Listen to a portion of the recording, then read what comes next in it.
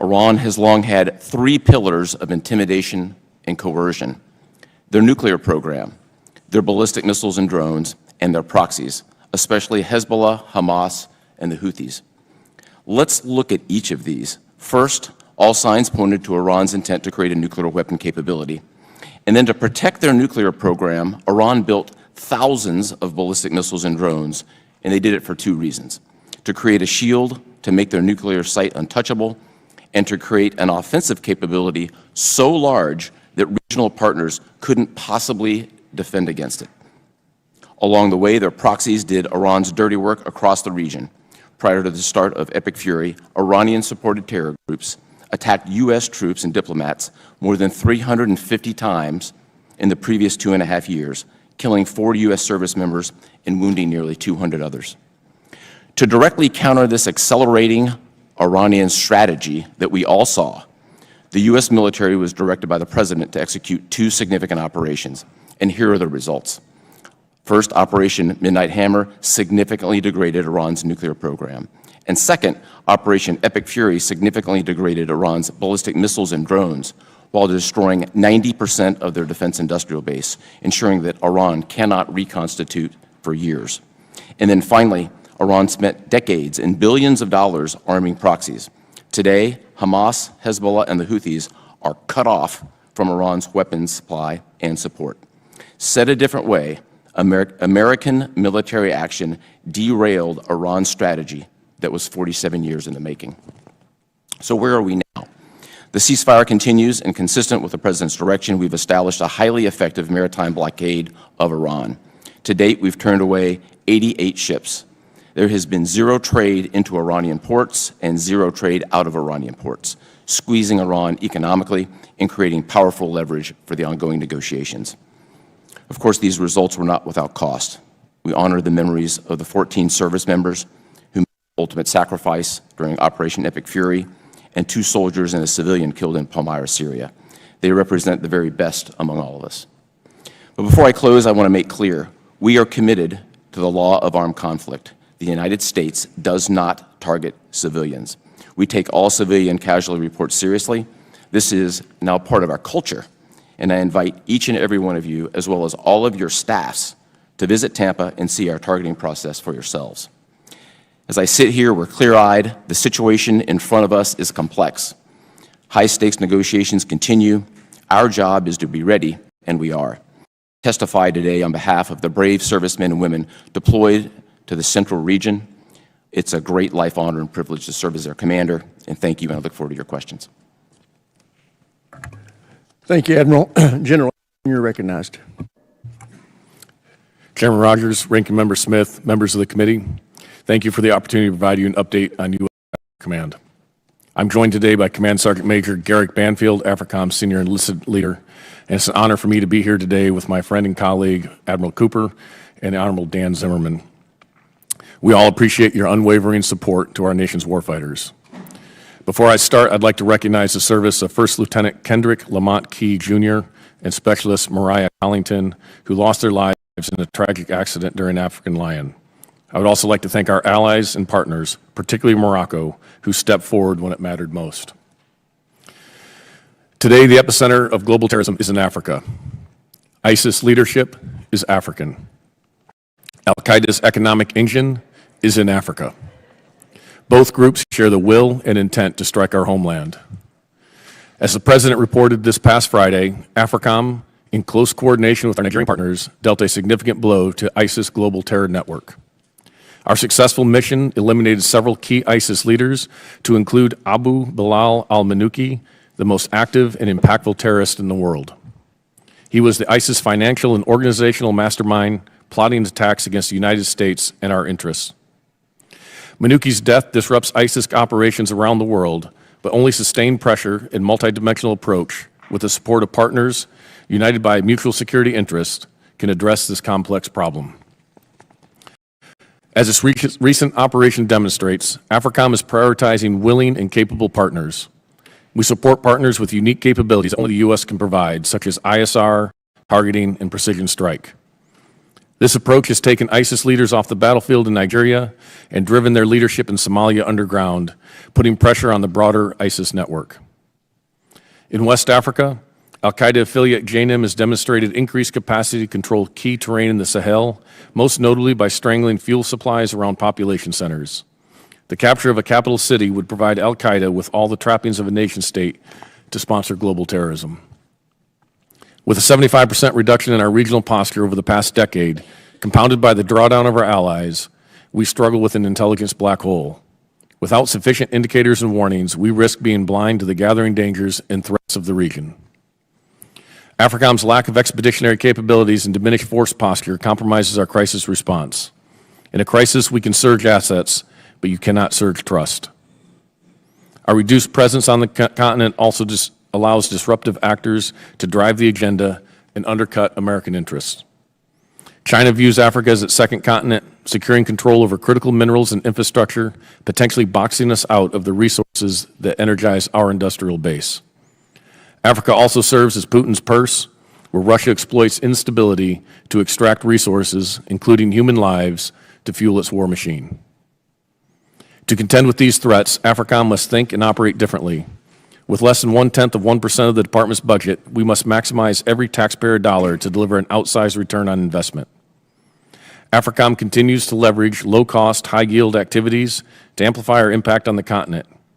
International military education and training and the State Partnership Program are reliable force multipliers, forging partnerships with African militaries and demonstrating cost-effective burden sharing. The AFRICOM exercise program is emerging as a battle lab to test and validate new technologies on behalf of both the Joint Force and our African partners. Finally, Africa sits at the crossroads of global commerce and security, bridging strategic terrain between the Atlantic and the Indo-Pacific. It is the world supplier of critical minerals for advanced defense systems and home to 12 of the 20 fastest-growing economies. By 2050, it will account for a third of the global working-age population. AFRICOM is increasingly focused on this critical convergence of economy and security and stability. Our efforts span all elements of national power, and we coordinate closely with state, commerce, energy, and treasury. The Department's new Economic Defense Unit has been an invaluable partner. To defend the homeland, promote U.S. interests, and ensure effective crisis response, AFRICOM needs targeted investments in layered non-traditional ISR, innovative force protection, programs that enable willing and capable partners, the opportunity to expand experimentation, and the ability to respond to crisis at the time and point of need. Africa is a continent of opportunities, not only crises. With the continued support of this committee, I can assure you that every dollar you authorize for AFRICOM will contribute directly to the security, safety, and prosperity of the United States. Thank you, and I look forward to your questions. Thank you, General. Thank all the witnesses for being here in those testimonies. That's very helpful to us. I recognize myself for questions. Admiral Cooper, you have spent the last 6 years in either senior leadership or command positions in the Middle East. In your expert opinion, was there any time over the last 40 years that Iran or the Iranian regime posed a greater threat to the United States, Israel, and our allies in the region before Midnight Hammer and Epic Fury? No, sir. So are they less capable today than they were before those exercises?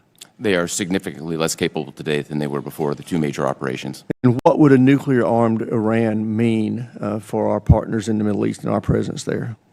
Well, clearly the President has stated Iran will not be nuclear armed. It would obviously represent a very highly destabilizing element into the region and impact. So basically, our country's safer and our allies in the region are safer because of what our President's done in Iran over the last couple of months. We are unquestionably safer as a result of U.S. military actions. Thank you. General Anderson, the operation that eliminated the global ISIS second-in-command over the weekend demonstrated the growing terrorist threat in your AOR, but also the value of the partnerships that we have there. How are you strengthening partnerships in your AOR going forward to make sure that that threat doesn't make it to our homeland? Chairman, that's an incredibly important point because we cannot operate there and respond to these crises or these threats without the access, basing, and overflight that is dependent upon the relationships with these partners. So we are investing a significant amount of effort in order to build those relationships and build that credibility. The operation over the weekend built a lot of that credibility of what the U.S. can bring, and that those unique capabilities can be brought to bear in conjunction with our partners. The Nigerians have been instrumental throughout the last several months developing the target, helping us with the intelligence, and providing support in order to do that. So it could not have been done by our own forces, that we needed to do that in conjunction with them. We are using that to leverage that to engage with other nations, such as those in the Sahel, where the terrorist threat continues to grow, to try to open that dialogue so we can address this mutual threat. Is there anything in particular that this committee could do to be helpful to you in developing partnerships that can benefit us in the future? Yes, sir. I think some key investments in some of the expeditionary capabilities, such as a float forward staging base, expeditionary ISR is critical to that. Support for continued engagement with small teams, such as our special operations teams or small conventional trainers, goes a long way.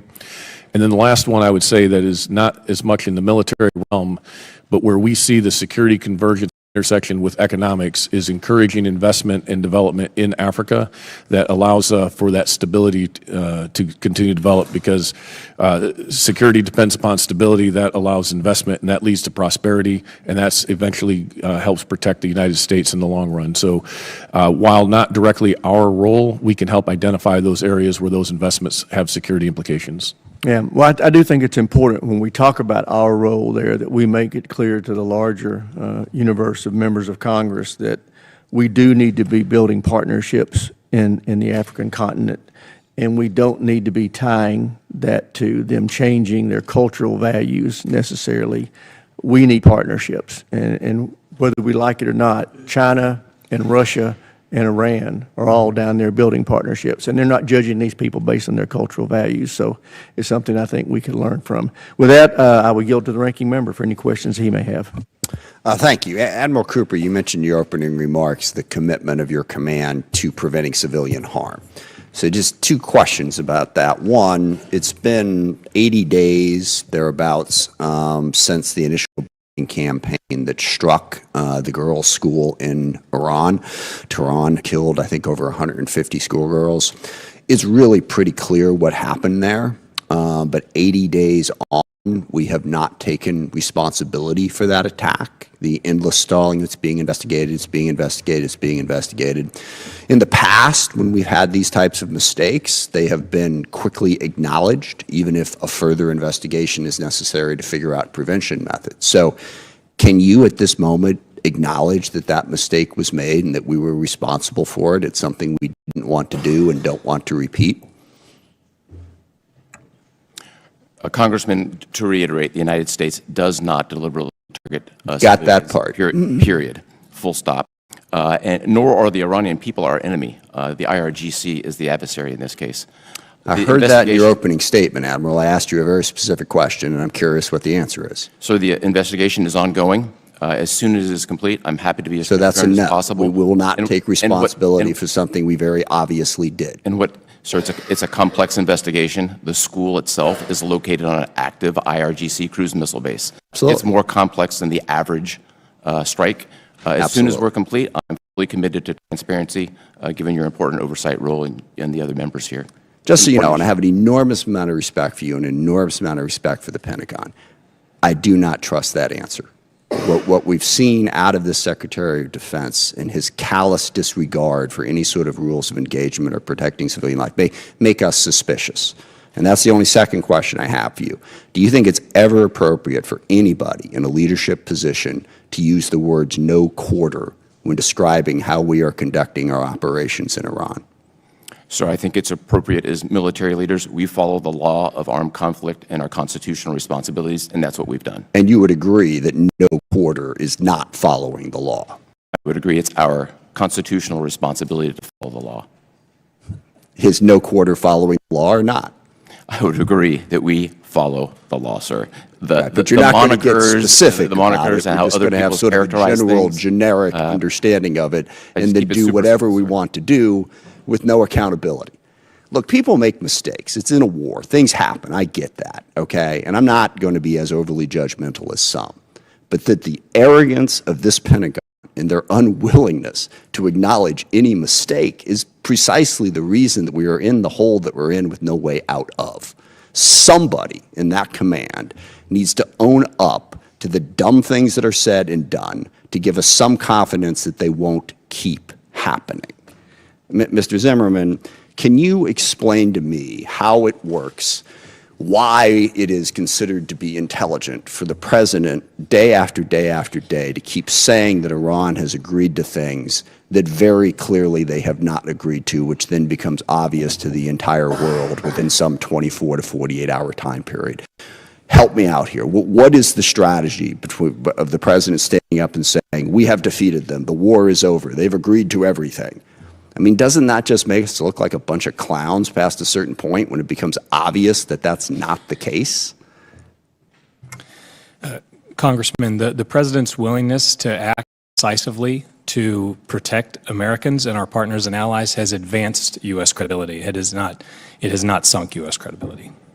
Well, but addressing this specific issue, we could have that debate in a different direction. But he has repeatedly said that Iran has agreed to things that they obviously have not agreed to. And let me ask the question this way. Is the president misinformed? Are people doing a bad job of informing him about what's going on? Is he that ignorant about the circumstance? Or is he just making it up as part of some, I don't know, six-dimensional chess strategy here? So why? The president has the best information available to any head of state. Why does he keep getting it wrong then? The president does not keep getting it wrong. The White House is leading these negotiations to find a long-term solution. I'm sorry, you have 20 seconds left here, but he doesn't keep getting it wrong. He says, literally, the strait is open. Iran has agreed to give up their nuclear weapons. Iran has agreed to give up their ballistic missile programs. That's your basic question. Is the Strait of Hormuz open? Has Iran given up their nuclear weapons? The Strait of Hormuz is a complex situation right now, where you have a severely degraded foe. I hope you look back at this and understand how bad this is making you look.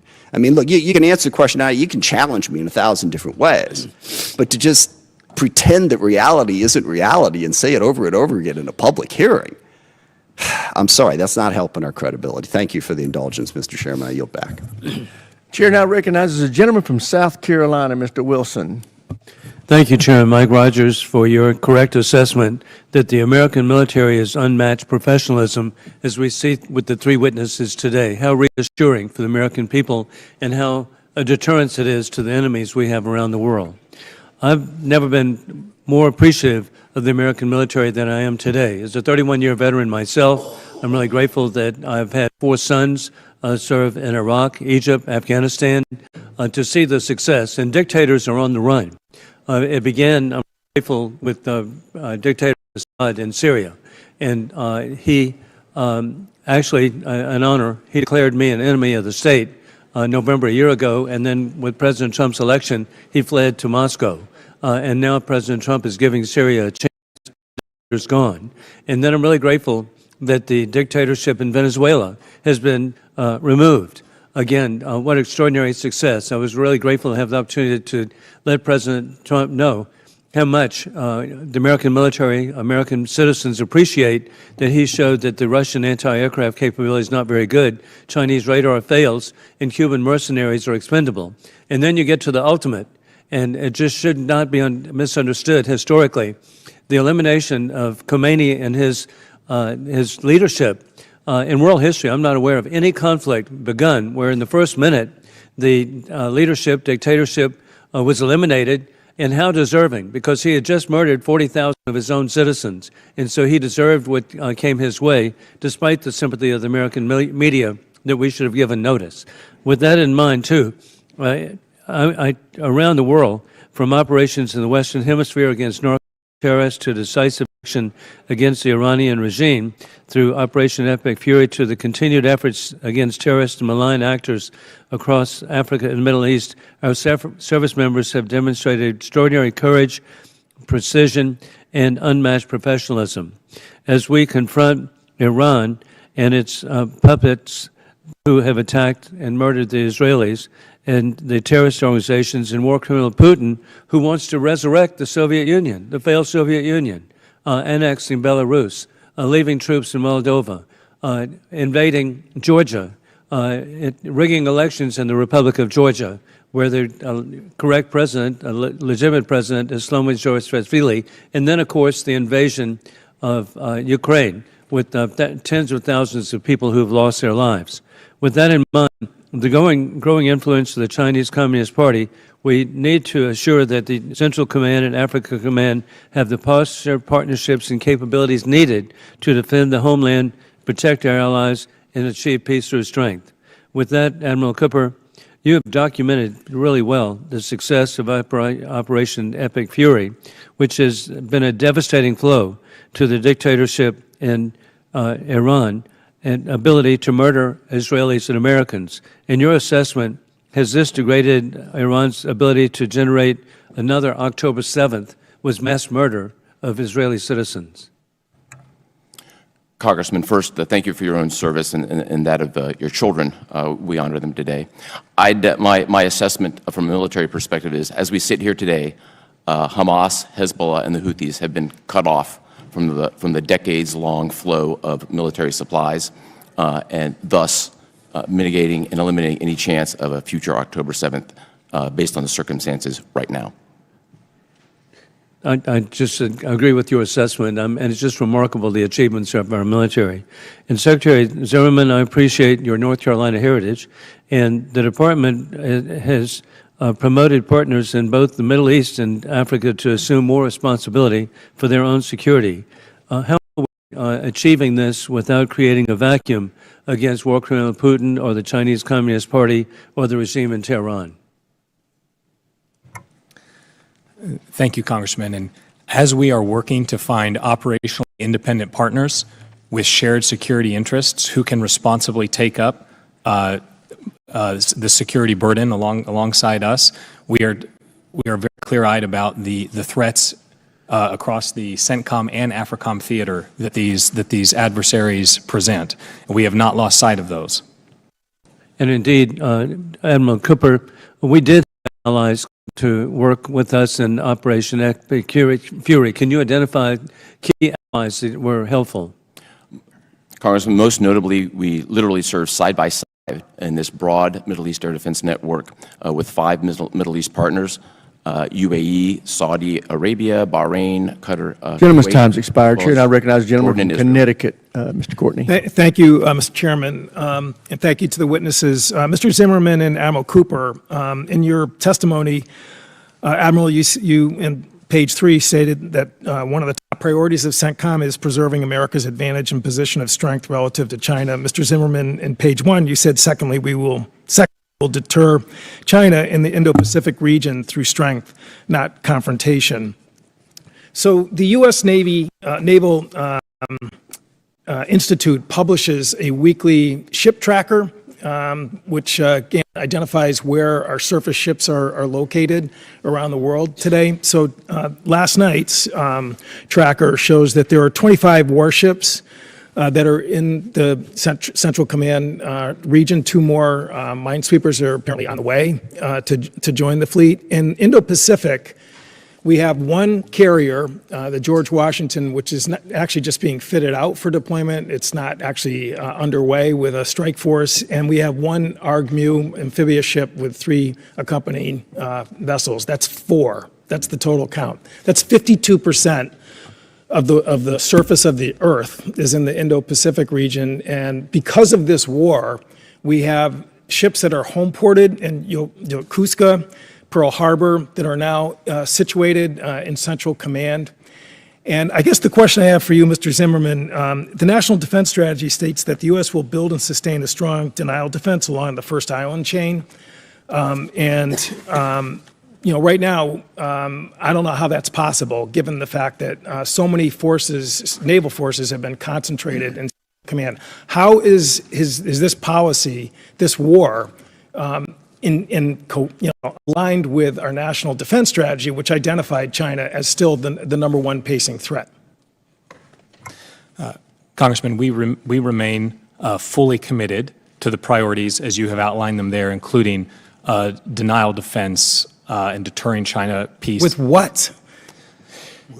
Congressman, we retain the ability to act decisively when and where we need to around the globe. That's all part of the global force management process.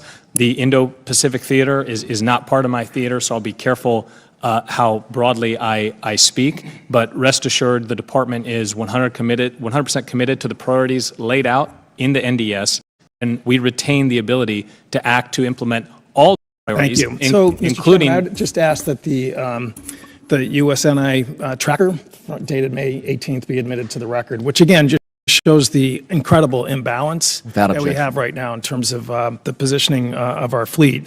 I would also note, Mr. Rogers correctly stated how important it is to build up partnerships. Right now, we have a terrible energy crisis in this country, which Mr. Smith referred to. Eastern Asia is of a totally bigger, more catastrophic magnitude. Countries are implementing 4-day work weeks. They're doing rationing because of the fact that not only is the price is not going up, but because they depend on the Strait of Hormuz, supplies are actually being run down right now. It is not really hard for people to sort of understand who's causing this in terms of countries that we are trying to build partnerships. And frankly, I think that is another strategic harm that this war has created in terms of, again, the number one identified defense challenge that we face, according to Trump's own defense strategy. Admiral Cooper, I have a couple quick questions for you. Is a blockade an act of war?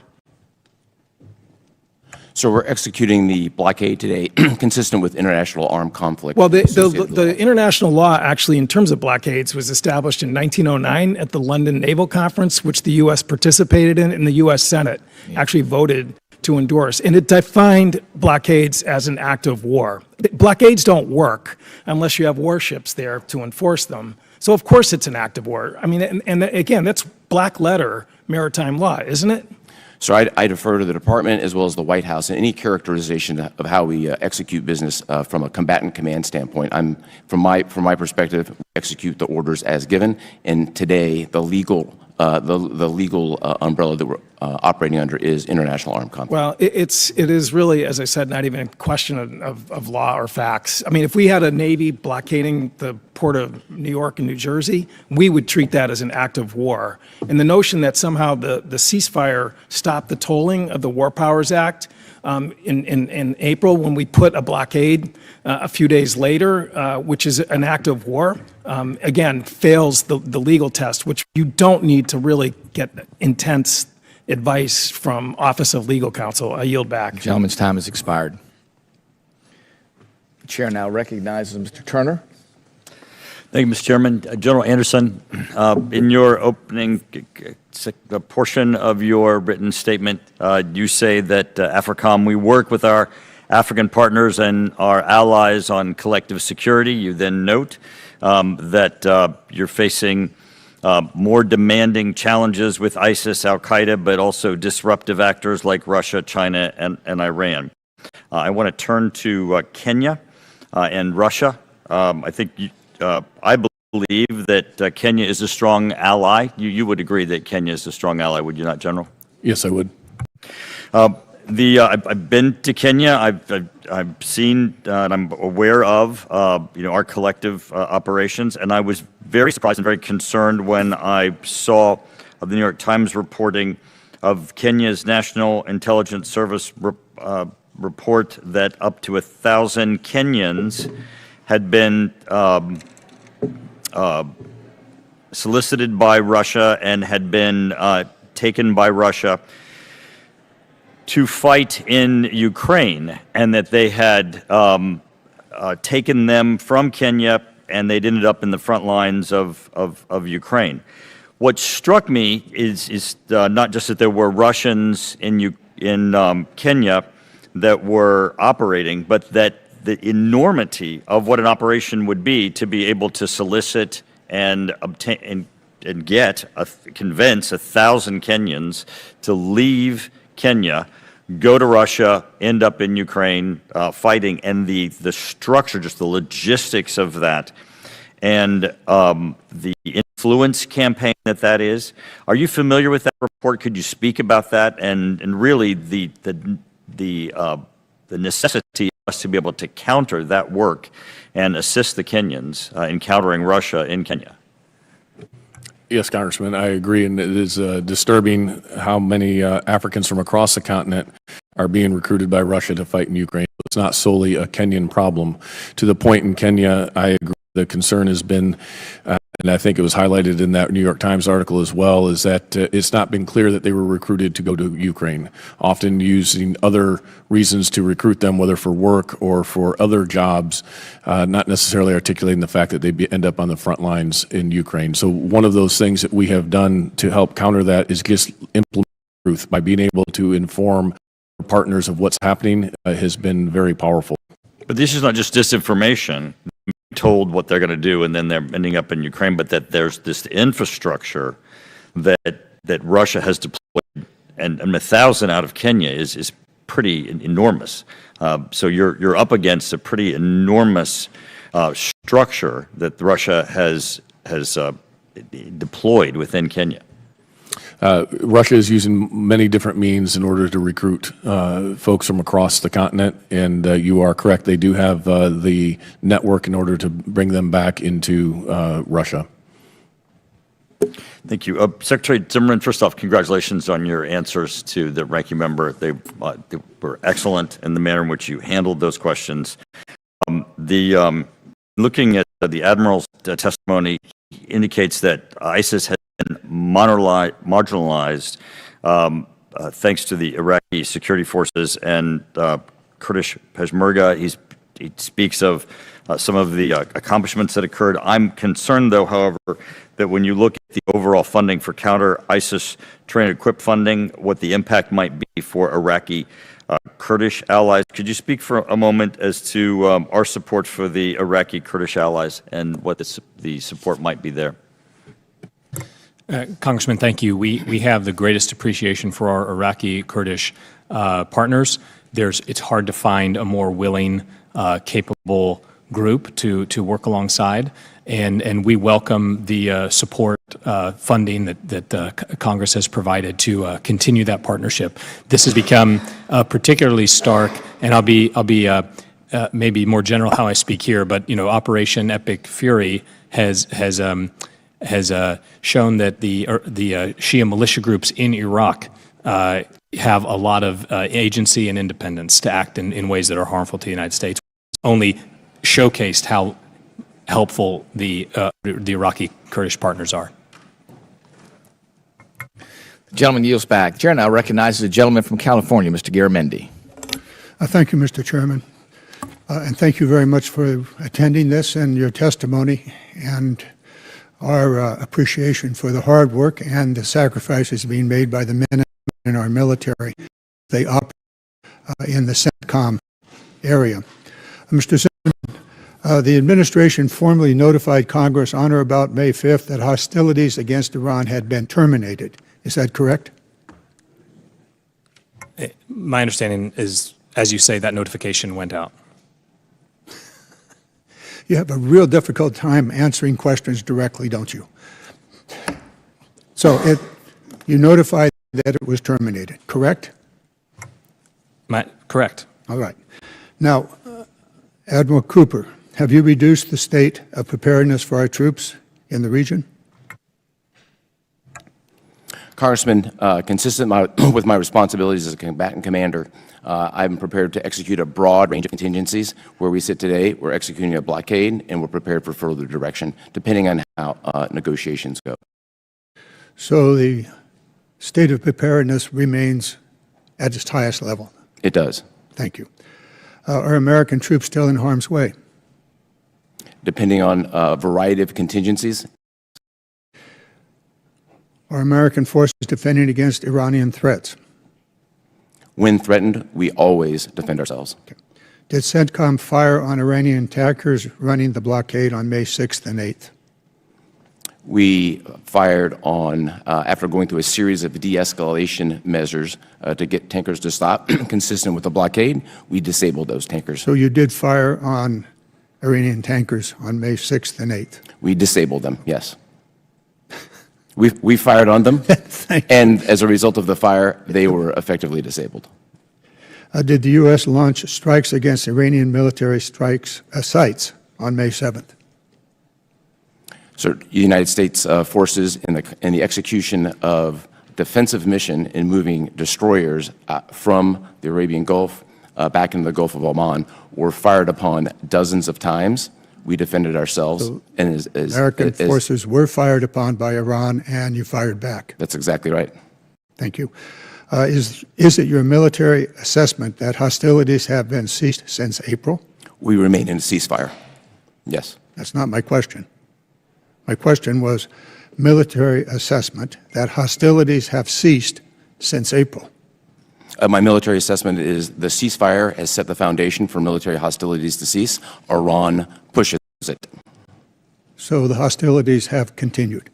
Well, Iran clearly attacked our ships, as you described, dozens of times. Yes, sir. I'm really very, very sorry for the two of you. You just cannot answer a question correctly and directly, but you're doing the best you can.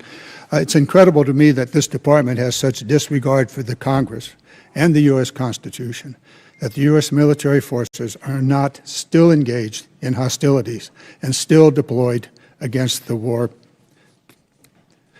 and ignoring the War Powers Act and the Constitution. I'm going to let it go at that. The fact of the matter is that hostilities continue. And I would like to enter into the record, Mr. Chairman, 10 different press releases from the Department of Defense that specifically discuss the continuing hostilities. I'd like now to turn to Africa. General Anderson, you indicated a 75% reduction of military support in Africa. Is that correct from your testimony? In the posture in West Africa, yes, sir. Okay. Is USAID a critical element in the African strategy going forward? So there is a role for targeted aid that supports security and stability that is part of the many tools that the government uses across Africa. USAID available to do that? USAID doesn't exist, does it? It does not exist today, sir, no. And is there a famine in Sudan? Conditions are becoming quite dire in Sudan when it comes to food support. Okay. The fact of the matter is that the U.S. military, question to you, can the U.S. military carry out its activities in Africa without the kind of support that USAID was providing to the African people and African economies and communities? So the military is still able to continue its execution of military objectives and military activities on the continent. Gentleman's time has expired.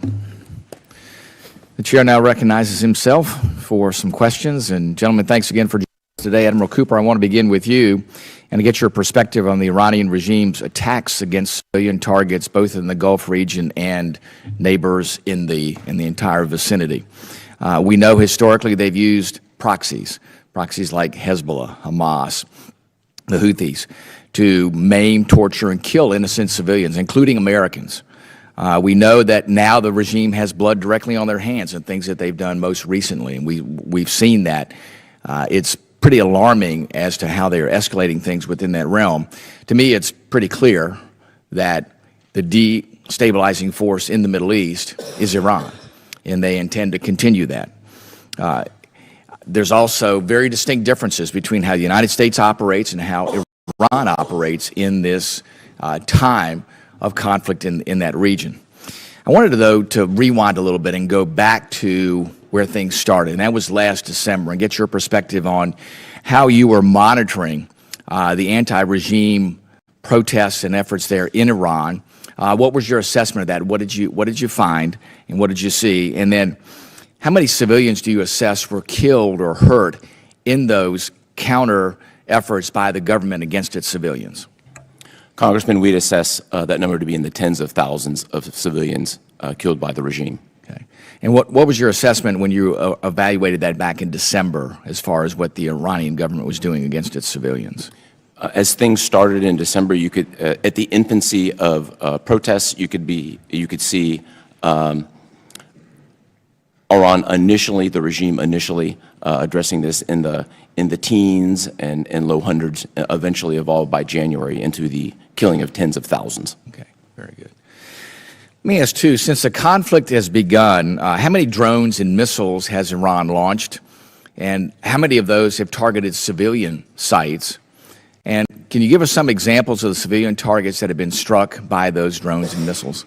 Yeah, Congressman, I think the specific number of drones and missiles are best addressed in a classified forum, which follows this. I'll talk about there. But what I can say here is Iran Can you just give us orders of magnitude, hundreds, thousands? Thousands. Okay. What I can say here is Iran deliberately targeted civilians in the Middle East at least 1,000 times. We've seen many of this play out on TV. Restaurants in Bahrain, restaurants in neighborhoods in UAE, the same thing in Kuwait and Saudi Arabia. We saw before our very eyes on TV, you saw it yourself, Yes. cluster munitions going off over Tel Aviv, targeting civilians. It was crystal clear. How many civilians do you estimate have been killed, or casualties, we'll call them in general, which includes killed and injured, by these attacks since combat operations have begun? At least 300 killed and injured, sir. Okay, very good. Do you believe that the regime's attacks on civilian targets are indiscriminate? Are they focused? Are they purposeful? Do you see a commonality in the things that they're doing in defining these targets and going after them? The 1,000 attacks were deliberate. Okay. Was there any rhyme or reason that you saw behind what Iran was doing and who they were targeting? Was there any purpose behind that, or was it just indiscriminate? I see. I think you saw a terror regime executing terror-like attacks, living up to their billing more than 1,000 times. The only rhyme or reason and consistency, it was against innocent civilians. Gotcha. Let me ask this. You bring up innocent civilians, and that I think is a critical point here. The regime kind of talks both ways, talks about wanting to settle things and wanting to bring their country back to a stable state, yet with them indiscriminately targeting innocent human lives, the regime seems not to have any regard for innocent civilians and is wanting to continue its theocracy there. Give me your perspective about where you think the regime has been when all this began back in December and where it is today. Has that place in their mindset changed based on this, or are they still on the path of indiscriminately targeting civilians? They remain on the same path, Congressman. We saw them kill tens of thousands of their own people, and since the ceasefire, we've seen them hang dozens of people. Gotcha. Just yesterday, you saw the chief of police proudly announce that they arrested 6,500 Iranians for no reason. Mm-hmm. So none of this has changed within the regime. They're still trying to suppress their own people, still trying to have that iron fist on their population there to keep them under control, regardless of what happens elsewhere. I completely agree. Very good. With that, I yield back, and now we'll go to Mr. Norcross. Thank you, Chairman, and I'd like to thank the witnesses for coming here today. Much discussion about the most relevant issue here. That's the war in Iran and the reason why we're there, or the reason listed. But I think we all can agree that Iran cannot have a nuclear weapon. That is almost at every beginning of a statement, the first thing we talk about. And certainly we understand that. So, Admiral Cooper, in your testimony, pages 6 and 7, you outline the assets that CENTCOM has destroyed in Iran. Your assessments that we have destroyed approximately 85% of the ballistic missiles, drones, and naval industrial base, preventing their ability to execute operations, stunt their ability to reconstitute their force. Despite that assessment of degraded capabilities, what wasn't happening prior to this war is now happening, and that's the Strait of Hormuz being closed. Can you give us the difference between that assessment, which you laid out to us, and how the straits are now closed? Congressman, thank you very much for that. I think these are two separate matters. There is a linkage that I'd like to discuss in a closed forum for sure. With respect to their conventional capability, if I zoom out and directly to the ranking member's point, from a military strategy perspective, we absolutely derailed decades of what Iran was trying to achieve with their ballistic missiles, their nuclear program, and the proxies. That's one piece of it. I think equally important is their ability to build and reconstitute. That's been eliminated. This will not. So that part's been eliminated. On the Strait of Hormuz itself, sir, to your question, I think there's several important factors here. The blockade itself, which we are controlling, nothing is going in or going out. On the Strait, there are a lot of it's a complex environment. The Chairman of the Joint Chiefs characterized it this way. Iran's capability is significantly degraded. So their voice is very loud. So why is it closed? As we sit here today, there are low volumes of ships that are going in and out. Factors, we had 2 U.S. flag ships go out just last week. If you look at your gas prices, nobody's thinking that Strait of Hormuz is open. That is the real measure that we go with. But let me go on. Excuse me. In the wake of Operation Midnight Hammer, Congress, House Armed Services Committee, and most importantly, American people were assured that Iran's nuclear capabilities and their mouth were completely destroyed. The president's own words, completely and totally obliterated. This assessment was why that operation was done. If it is completely destroyed, how is it that the issue of a nuclear weapon is still the #1 focus and we're not addressing that? Congressman, I think anything regarding the Iranian nuclear program is best placed in a classified Well, these are words that the president has about used. So if it has been destroyed, why are we in this war? Because destroyed, it's not coming back. Your actual publications talk about the term destroyed, that it cannot be reused. It is completely useless. So if it has been destroyed, why is a nuclear weapon the #1 issue? Again, sir, I think anything regarding Iranian nuclear weapons capability is best discussed in a classified forum, and I'm happy to talk about it. So I have to assume by that statement that either A, it has not been completely destroyed, and that's why we have to go back in the classified, and I get that, because it was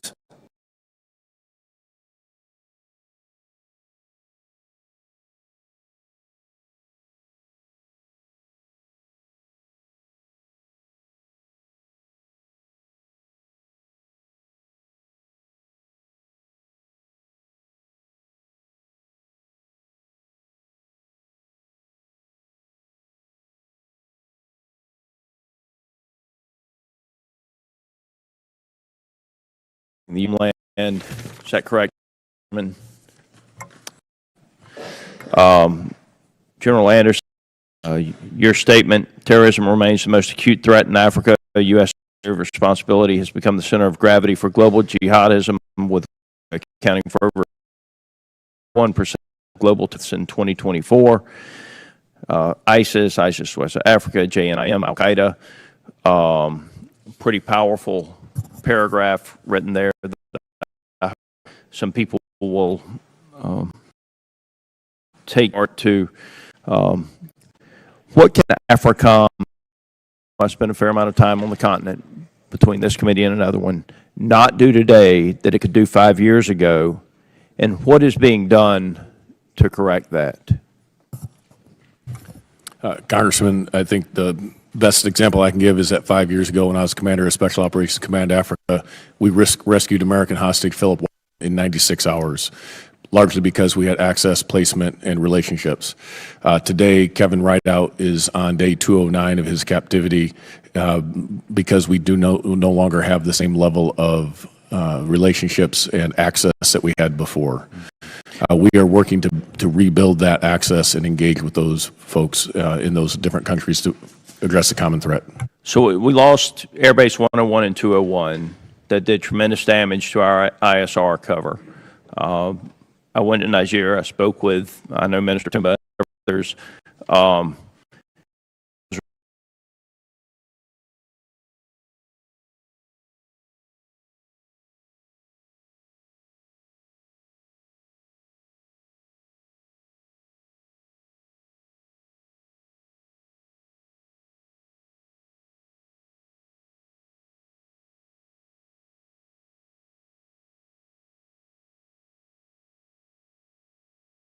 I can't speak to that exact meeting. I can address fair that sovereignty is a very important aspect to all the African countries. It was made very clear to me that when the United States was a guest in a country, that we did not need to think that we could come into a conference room in a leadership circle and lecture them about what we would and would not do in their country.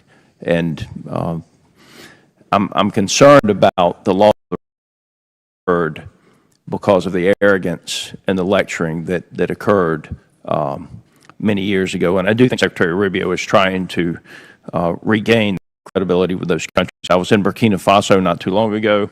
The leadership in that country was very pointed.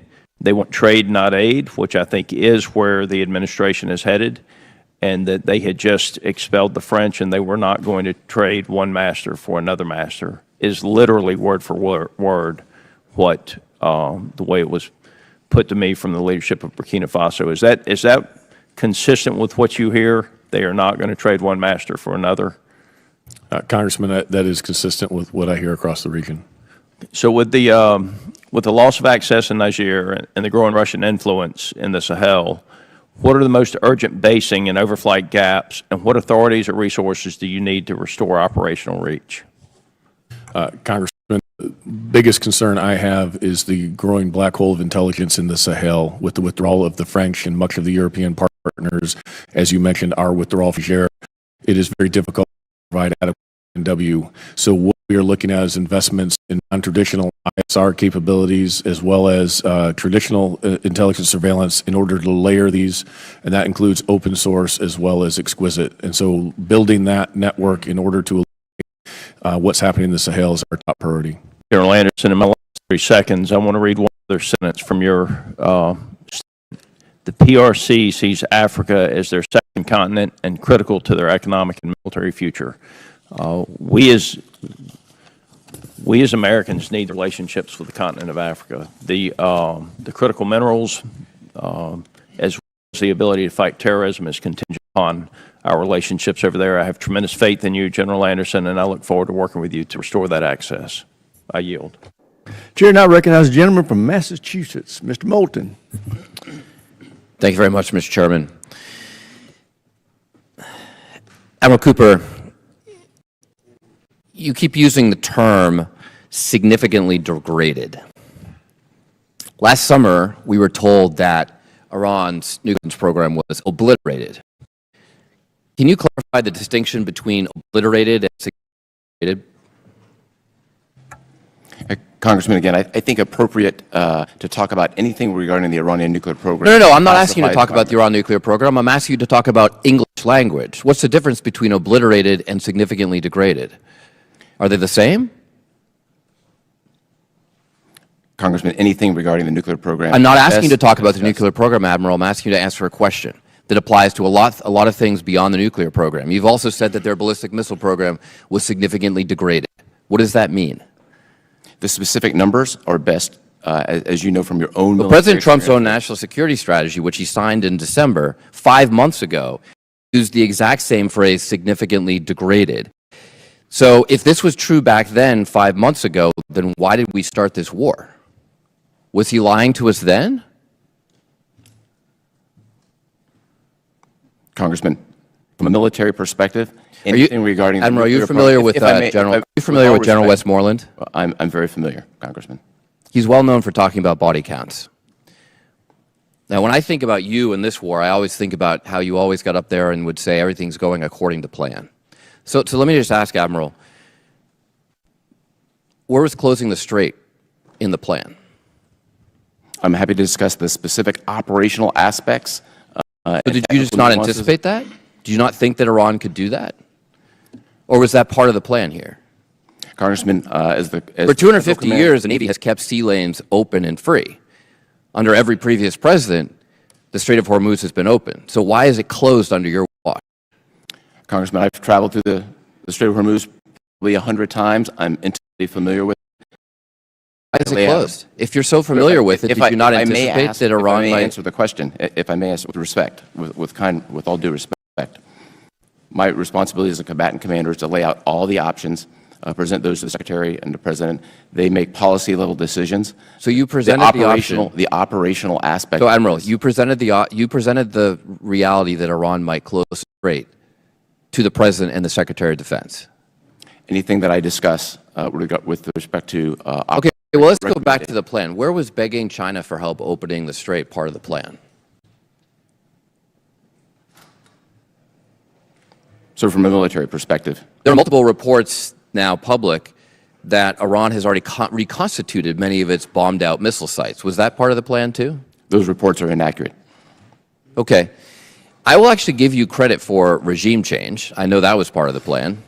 You've replaced an 86-year-old in failing health with a fatwa against producing nuclear weapons, with a more hardline guy in his 50s who, in case he wasn't hardline enough, you killed his immediate family.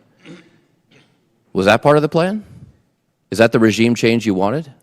Congressman, we were given very specific military objectives to degrade Iran's power projection capability. That's exactly what we did. Okay, so in the course of doing that, you also lifted the oil sanctions on Iran, giving them about $14 to $16 billion. They can buy a lot of ballistic missiles for that. Was that part of the plan? Lifting oil sanctions on them in the course of the conflict? They kill 14 Americans, we lift oil sanctions on them? As you know, sir, the U.S. military does not lift sanctions. That's a policy decision. Okay, I'm just trying to figure out where it was part of the plan. On March 5th, you talked about how you built the most integrated air missile defense or air defense system in the Middle East, and yet well into the war you had to ask Ukraine for help with defenses against drones. That's accurate. Okay. What about oil prices, gas prices? Was oil prices going up 56% part of the plan? Congressman, as you know, from a military perspective, we don't deal in oil and gas prices. I defer to the appropriate authorities within the government. Okay, so since none of this seems to be part of the plan, what's the plan now? What's the plan now to actually win this war? Because it feels like we're losing. We don't have a nuclear deal. We don't have the strait open. The President has called for unconditional surrender. Is that part of the plan? Congressman, we achieved all our military objectives. We're presently in a ceasefire. We're executing a blockade, and we're prepared for a broad range of contingencies. Well, it doesn't seem to be going well, and I would like to know how many more Americans we have to ask to die for this mistake. Do you know? I think it's an entirely inappropriate statement from you, sir. Gentleman's time is With expired. all Now due recognizes- respect. With all due It's not a respect. statement, it's a question. Chair now recognizes the gentleman from all due Tennessee, respect. Dr. Desjardins. Thank you, Mr. Chairman. Admiral Cooper, Israel, Jordan, and our partners in the Gulf demonstrate historic capabilities and cooperation to defend themselves and enable Operation Epic Fury. This trust was not built overnight. What role does CENTCOM's long-running military partnership and security cooperation play to achieve these operational effects? So our partnerships in the region over the last several months from the mill-to-mill perspective have been dramatically enhanced. I'd particularly like to cite the shoulder-to-shoulder operations with 5 of the 6 GCC countries with whom we have Patriot batteries assigned, not just figuratively, but literally. In these countries in particular, Saudi Arabia, Bahrain, Qatar, UAE, and Kuwait employ their Patriots to protect Americans. I think that's the greatest sign of what integration looks like and what strong partnership looks like. Do you think that our NATO allies and European allies are safer because of Operation Epic Fury? Yes, sir, I do. I don't know whether you can say whether or not you're disappointed in the lack of response and cooperation from our NATO allies, but maybe Mr. Zimmerman would opine on that. Thank you, Congressman. We can talk more about in the next session. Certainly, we have been very eager for our certain NATO partners to be much quicker to step up and lend a hand. We have gotten support from some of our NATO allies. That's part of the story. But in some cases, it was disappointingly late to need. But when it came to Russia and Ukraine, they were very pleased that we were directly involved, correct? Very pleased. Yes. Admiral Cooper, you stated in your opening statement pretty clearly, do you think that Iran's regime is stronger today than it was before Epic Fury? Congressman, by every measure of national power, Iran is significantly weaker. Okay, so their military is significantly degraded. Can they project power like they could 8 weeks ago? They cannot, sir. Okay. And do you think that their information that they receive, and this may go back to Mr. Zimmerman, but the information that you're hearing in this committee today, the one thing I love about armed services, we're very bipartisan. We're on Team America. But Mr. Zimmerman, do you think that the Iranian regime pays attention to U.S. politics? 100%. Okay. This is my opinion, but I'm hearing people in this room today, and certainly on news outlets like CNN and other left-leaning outlets, that seem to almost be rooting against America. From what Admiral Cooper describes and what our military has achieved, which they should be getting nothing but accolades from this entire committee as well as the entire country, the operations that they have undergone in Venezuela with Midnight Hammer, with Epic Fury. There shouldn't be an American on this continent that isn't proud of what our military did. But yet, what we're hearing in the news and what we're hearing in this room seems to very much wane on politics. The fact that we're talking about gas prices when just less than 5 years ago they were over $5 under Biden, and under Obama they had a sustained high price for longer than any other president. Is it helpful to have this type of opposition in terms of military success in the Middle East right now going on when we're trying to finish degrading what was probably our third biggest adversary? Mr. Zimmerman. Congressman, the good news is that the President has been very clear about his resolve to bring a solution to this conflict that will advance U.S. interests, and the Iranians pay attention to that too. These things don't always happen exactly as planned, and there are things that change, right, Admiral Cooper? In terms of the timing, I think when Obama went after Gaddafi, it ended up taking 7 months. We're a few months into this. You've already said that the Iranian military, the regime, their military capability has been substantially reduced. Their nuclear capability has been substantially reduced. Their ability to achieve a nuclear weapon has been substantially reduced. So all of these things would indicate that Operation Epic Fury has achieved a great success to this point. Would you agree? I would, sir. We met all our military objectives, and just on the point of timing, we conducted military operations for 38 days, and now we're 40 or so plus since the ceasefire is in effect. So we've actually been in the ceasefire longer than we were conducting active kinetic operations. Gentleman's time's expired. Chair, now recognize the gentleman from California, Mr. Carbajal. Thank you, Mr. Chairman, and thank you to the witnesses for being here today. It's interesting to hear that during Biden and Obama, there were challenges, gas prices were high, and that was terrible back then. But now it's okay. Now it's okay. Talking about partisanship, I think it's important to understand what's being said. I want to start by expressing my condolences to the families of the 13 service members who lost their lives in this war, and of the 2 service members who passed away during the training exercises earlier this month in Africa. Admiral Cooper, I also want to thank you and all the men and women serving under you for your service to our nation during this difficult time and a misguided war.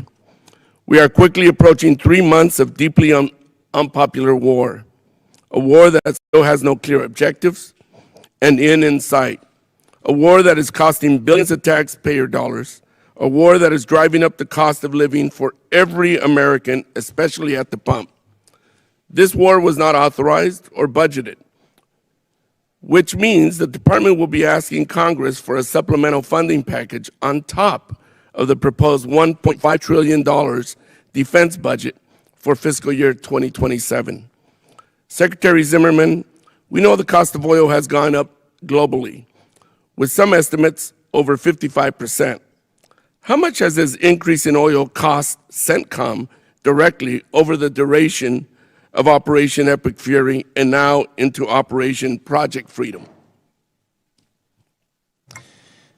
Congressman, I would be happy to take that question back and get you as accurate an answer as I can. Is there any percentage, an increase of cost, anything? I think I'll have to get back to you on that. I don't think that anyone is questioning that Iran's military capabilities have been severely degraded over the course of this campaign. Yet, despite the intense bombing campaign and the apparent eradication of Iran's navy, they are still able to blockade the Strait of Hormuz and hold targets around the region at risk. Admiral Cooper, do we possess the military capability to open the Strait of Hormuz against a military that has been severely weakened? Congressman, I wouldn't want to talk about any specific capability, but broadly speaking, we are well postured to execute military operations across virtually any continuum. But the Strait of Hormuz is still closed. Congressman, the Strait of Hormuz in the last couple of weeks have had multiple instances of ships passing through, including U.S. destroyers, U.S. flagships, and just last night. Secretary Zimmerman, earlier this month, there were reports that the Civil Military Coordination Center, or the CMCC, was set to be shut down. The administration denied these reports. Can you confirm whether the CMCC is actually closed, or there are a plan that it will be absorbed into another entity? Congressman, my understanding is no final decision has been made along those lines. And the thing I would like to say is that, first of all, as has been said before, no one does more to protect civilians in a wartime scenario or in a conflict scenario than the United States. And we are moving, if I may borrow a phrase actually from Admiral, we are moving from compliance to culture. The principles that are inherent in protecting civilians are now baked into our processes in a way that hadn't been before. Let me continue. How much is the CMCC currently overseeing the distribution of humanitarian aid into Gaza? What are the current obstacles to aid delivery? And how would the closing of the CMCC affect aid delivery?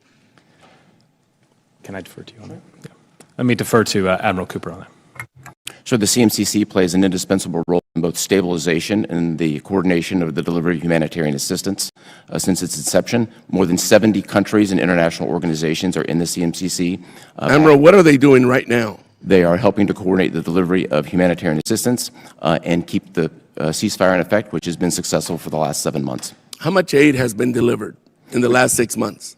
I can come back with the exact number, but back in December, the IPC, who is the oversight organization for aid, said that famine is no longer a threat in Gaza. I think it's a reflection of U.S. service members' absolute commitment to this mission, which has gone extremely well. Thank you. Mr. Chair, I yield back. I thank the gentleman for yielding. Chair, and I recognize the gentleman from Mississippi, General Kelly. I thank you, Mr. Chairman, and I thank the witnesses for being here. I just, at some point, the politics has to stop on this committee. When they say, kill them with kindness, take them out, 86 them, blow them away, nuke them, destroy them, that's hyperbole. When President Trump says that, it's an actionable term. It's either one or the other. It's not both. And to use it when it's convenient politically is not right for either party, for either side. I would just say, when the president said give no quarter, did he give a lawful order to the military to give no quarter, or was it just a tweet or something that he said? Did he give anybody sitting at that table a lawful order to give the enemy no quarter? No, sir. No, sir. Did either of you interpret any tweet, message, talk on TV, anything else? Did you interpret that as the right for you to give the enemy no quarter? No, sir. No, because it's hyperbole. It means we're going to tell you everything necessary to win this war and nothing more. I now want to talk to you, General Anderson, about the Buckeye H-3 Delta platform that's reportedly flying in AFRICOM. Is the data being collected, actual, and used today in AFRICOM, SOCOM, and other places around the globe? Yes, Congressman. The platform does pretty well in working in with other platforms that we have to help build a picture, a common operating picture for you in AFRICOM. Is that correct? That's correct. Okay. Admiral Cooper and General Anderson, how significant is the difference between having a forward deployed ARGMU already in theater versus relying on a swords first arriving 7 to 10 days later? So ARGMU plays an indispensable role across the 20-plus mission sets that it has. We see the value, as we sit here right now, enforcing the blockade. They're playing a predominant role in that enforcement. And I want to talk a little bit about oil prices, too. There's been a lot to do. In June of 2022, the average U.S. gas price was $5.02 a gallon. $5, which is much higher than it is today. During much of the previous administrations, not just Democratic, it has been higher than it is right now. But now it seems to be an issue. I don't like high gas prices. I think consumers do not like gas.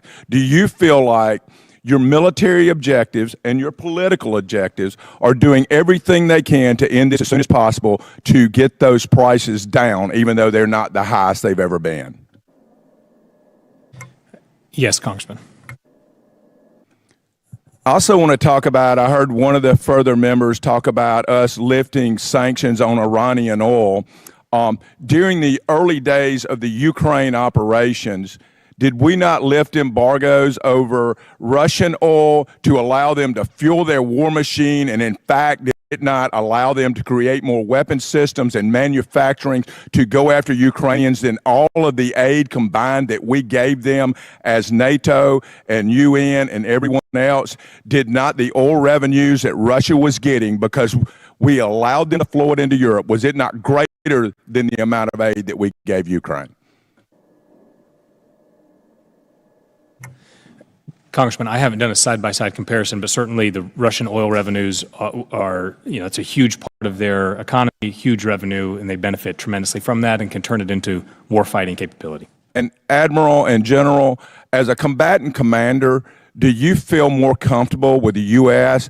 being an oil and energy exporter rather than relying on foreign sources, many who are not our friends, having to supply us in order to conduct combat operations? Sir, access is always important, and the quicker the access and the more direct is always the best. And if it comes right from America, that's simply the quickest way to get it. That's great. And in my last 35 seconds, just very briefly, how important is the state partnership program across both of your regions? Congressman, I think the state partnership program is the greatest strategic investment we've made as a department since the Cold War, and it is absolutely critical to our force projection and our engagement on the continent. I halfway agree with you, but also I met in training those foreign leaders here at U.S. schools. That's also pretty important. Wouldn't you agree? It is one of the most desired things from our partners, and it's one that has the longest term, most influence. I yield back, Mr. Chairman. Good points. Chair, I recognize the gentlelady from Pennsylvania, Ms. Houlihan. Thank you, Mr. Chair, and I want to start the conversation reiterating what many of my colleagues have said, which is my deepest condolences go out to the families of the 13 service members who have lost their lives and the 2 who lost their lives in the training exercise as well. My enormous gratitude to all of you who wear the uniform for your service, and to Susan and to all of the families who have served that in that special way that only those of us who have been a family member understand. My mother's name is Susan, and she was a Navy brat and a Navy wife. We are each here in service in different ways. We should assume the best of one another, and we should assume that each and every one of us is a deeply patriotic person. You should assume that my questions come from that. My oversight is my duty, my constitutional obligation. There is a lot of terminology in warfare as well that we've been speaking about here. Some are very appropriately recognized terms, and I appreciate, Admiral, that you recognized in your opening terms the law of armed conflict. We also spoke about the military terminology and definition of blockade as well. Admiral, my questions start with you. Would you characterize the Iranian regime's perception of the war as them being in an existential war where the regime's continued survival would be considered to be at risk? Congressman, first, thank you for the warm words. I think best characterizing Iran's view right now would fall under an intelligence umbrella that I'd be happy to talk about in a classified environment. Do you feel the regime feels as though they're being threatened existentially by this war? Again, I think there's some very specific intelligence on this. I look forward to that, but I feel as though this is an easy question. How would you characterize our approach to the war? Is it existential, or is it perhaps a limited war by the definition of limited war? I would characterize things as we sit here right now as being in a ceasefire with us prepared to operate and execute a range of contingencies. Have if we threatened. been involved in a limited war with Iran? I think by definition, 38 days would constitute a limited war. Thank you. Thank you. So if we are in a limited war and they believe themselves to be in an existential crisis, and I look forward to the conversation in classified, that is significant because we have a misunderstanding, a misalignment of what it is that our goals are. It makes me think, honestly, of Vietnam, where my father served, where the military, appropriately, amazing military, singular military, shared enemies killed, ground taken, bombs dropped, but we still lost that war. My father served in that war. The political end goal was badly crafted. You've struck 13,000 targets, 80% of the Iranian defense services, 90% of the Navy. You've talked about all of these issues. But Secretary Zimmerman, in the negotiations, why does it feel like we're losing this war? Why does it feel like we're heading towards something that is not necessarily a victory of any kind?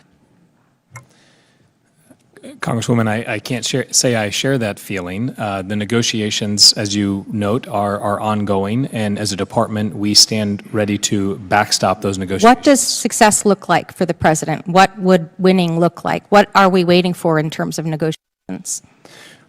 I'll defer to the White House on the specific aims of those negotiations. I think, as has been stated clearly, there is, the president is looking for a long-term solution to secure the interests of the United States and reduce the Iranian threats. I just worry that we're in a position where we are at a stalemate. Two blockades don't make a right, and that's, I think, where we are right now. I'll turn to another question with my remaining time.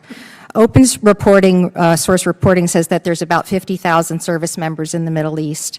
If you had 9,000 fewer of them, or 18% fewer, would that make your job more difficult? We would have less flexibility for a range of contingencies. So it would be more difficult? Yes, it would be, of course. How have our forces, in your opinion, fared thus far in the war? Have you had any issue with their dedication, with their performance, or their achievement in their duties? Are our forces meeting the standard? Our forces are exceeding the standard. My best characterization is they establish themselves as the latest, greatest generation. Thank you. I agree. Mr. Zimmerman, 18% of our service members are women. The Admiral just testified that 18% decrease in personnel would make it harder for the mission to get done, and that all of his forces, including the women, are meeting the standard, exceeding the standard, in fact.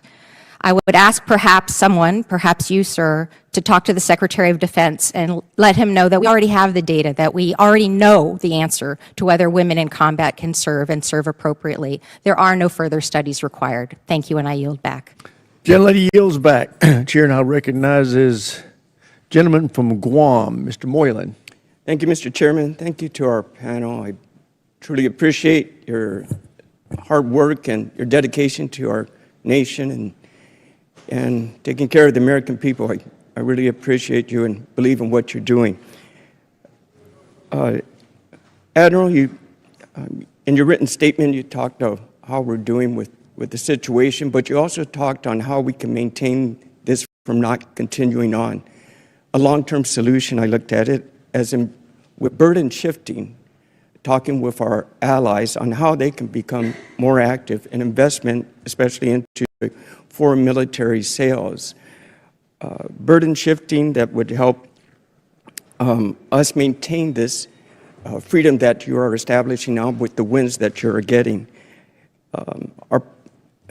Guam played a critical role also in your area as well, with Midnight Hammer as a decoy in the situation. And I see this as also how we're using our first and second island chain as our allies in the Indo-PACOM, as we have the allies in CENTCOM that you're working with too. And also with affording them the foreign military sales as well and protecting our oceans. Do you feel that this should also be a priority for Indo-Pacific by prioritizing their defense spending to facilitate the administration's burden and sharing priority as you have advocated for CENTCOM partners? So just a note on burden sharing in the central region. We're past the concept. They have been serving side by side, defending Americans over the course of multiple months. Prouder. They're all eager to assume a greater responsibility for their own defense. They have bought $320 billion versus of American weapons. That number alone would be the second largest defense budget in the world behind our own. So they're eager, they're well trained, they've proven themselves in combat by defending Americans. I think that's a fantastic model that could be used in any theater. And would you agree there are, by investing in U.S. platforms and weapons, that's the best investment they can do by increasing their military spending? It's crystal clear to all our partners that American weapons and systems are the best in the world. Okay, I thank you for that, and I'm also hoping that Taiwan was quick to purchase the foreign military sales, and I'm hoping they can get what they purchase as soon as possible as well. And moving on then, speaking on munitions, it's been stated they developed their military deterrence with conventional shield, their missiles, so ballistic missiles, so they can be allowed to continue the development of their nuclear program, which you successfully put aside. But also in our epic fury on how we did that is we used our ammunition stockpile. So with the current stockpile we have now, are you concerned about our own conventional shield to protect CENTCOM and especially the Indo-PACOM? And I ask you, what can Congress do to help support you? Congressman, I have no concerns about munition supply. We are well supplied and well postured for a range of contingencies to protect Americans and execute other operations as directed. I'd really defer to my colleague, Admiral Paparo, on anything specific. But what I'll also say is the United States military can move munitions and platforms like no other military in the world. If our civilian leadership decides to reprioritize efforts, we'd be able to move people, munitions, planes, you name it, very, very quickly. Excellent to know. Thank you. Finally, the last question on readiness. We have the USS Ford returned home after 11 months. This extension had some negative effects on the maintenance and what they had to go through for the ship to be always ready. Do you think Operation Tempo could be effective in CENTCOM because of this? And also, do you think this will affect the importance that for steady to deter aggression in the Indo-PACOM since we overextended the Ford?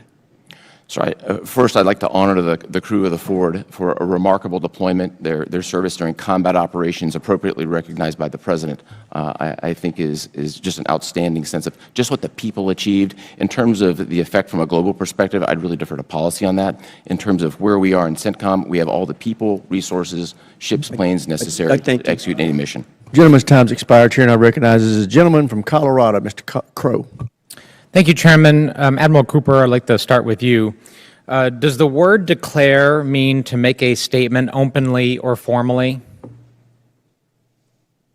That's what the dictionary says it says. Would you stipulate to that? Declare, sir, I think to make a statement openly and publicly, formally, yes? Yes. Okay, great. Are you familiar with the DoD Law of War Manual? I am, sir. You've studied it throughout your decades in service. I have, sir. And does the Law of War Manual prohibit certain actions? Of course. It defines legal it does. actions. Yes. Pretty basic question. Yes. Does it also prohibit saying certain things? I'd have to dig into the details, but there are certain, I'm certain that it does, but okay. Again, I take that for the record. I will, okay, so how about this? Section 5.4.7. Are you familiar with that section? Probably not off the top of your head. Not off the top of my head. I'll read it for you. Sure. It says, the title of it is this: Prohibition against declaring that no quarter be given. So it says you can't say something, right? Yes? That's, I will go this line. Pretty basic. Yes, sir. Okay. Let me read it. It is forbidden to declare that no quarter will be given. This means that it is prohibited to order that legitimate offers of surrender will be refused or that detainees such as unprivileged belligerents will be summarily executed. Moreover, it is also prohibited to conduct hostilities on the basis that there shall be no survivors, or to threaten the adversary with the denial of quarter. This rule is based on both humanitarian and military considerations. This rule also applies during non-international armed conflict. Does that make sense to you? It's clear from a U.S. military perspective, we follow the law of armed That's conflict. right. And So you would follow this section too? The U.S. military follows the law. Correct. Of armed So you would never declare a state openly and publicly that no quarter being given, because our own law of war manual prohibits it, does it not? I have never made a declaration. You haven't? Oh, no. Does the law of war manual prohibit it? I'll take that for the record. But I just read it to you. I just read it to you. Yes, sir. You're a combatant commander. You're one of our most senior military officers with tens of thousands of service members under your command. Does the law of war manual state that it is prohibited to declare that no quarter be given? It prohibits a large number of things. No, I've asked you. I will follow. I just read the provision to you. I just literally read the provision to you. Does it prohibit you or anyone else from declaring that no quarter be given? I just read it to you. We will follow everything that's in the law. Answer the question, Admiral Cooper. You have tens of thousands of service members under your command. And I literally just read a provision from the law of war manual, our own manual. Will you not just say what I just read to you? I will say that we will follow the law of armed conflict to the T. This is just unbelievable to me. I find the same thing, sir. This is just unbelievable to me. Follow the law of armed conflict very calmly. You have tens of thousands of service members under your command. I literally, verbatim, just read a provision from our own law of war manual, and you will refuse to say what that provision says. Will you agree that it is prohibited under our own manual, that you and all the people under your command are obligated to follow, to declare that no quarter be given? I will agree, consistent with my constitutional responsibility, to follow the law of armed conflict to the T. And I expect everyone working for me to do that. This is not leadership. This is not leadership. To not be able to say something as basic. The people, the men and women who we represent, who are under your command, deserve leadership. Mr. Chairman, I object. This is a personal attack. This is unfair, and I appreciate the Admiral very much. This is well within the purview. This is well within the purview of my questioning. If I may. Gentleman's time. He's I reclaim my time. Can I reclaim some additional time? I'm going to give you some extra time. Go ahead. It's our job to make sure the law is being followed. Literally, the obligation of this Congress. I read to you a provision of our own law of war manual, and all I want you to say is what the provision says. That it is prohibited, this is the title, this is what the title says, to declare that no quarter be given. I will follow the law to the T and expect everyone to do the same. This is extremely disappointing. Our service members deserve far better than this. I yield back. Gentleman yields back. I want to make it clear that when a member is recognized, it is the member's time. They can make a speech with their time if they want to. They can ask a question with their time if they want to. They can do a little of both. They can try to ask the witness leading questions. It does not mean the witness has to answer the way they want. The witness is in charge of their answers. The member may or may not like their answers, but you cannot compel the witness to give the answer you want them to give. But having said that, the member can try to ask leading questions if they want to, and it may be bothersome to other members the way they're doing it, but it's their time. With that, Chair now recognizes a gentleman from Wisconsin, Mr. Van Orden. Thank you, Mr. Chairman. I'd like to read a quote from the Chairman of Joint Chiefs of Staff.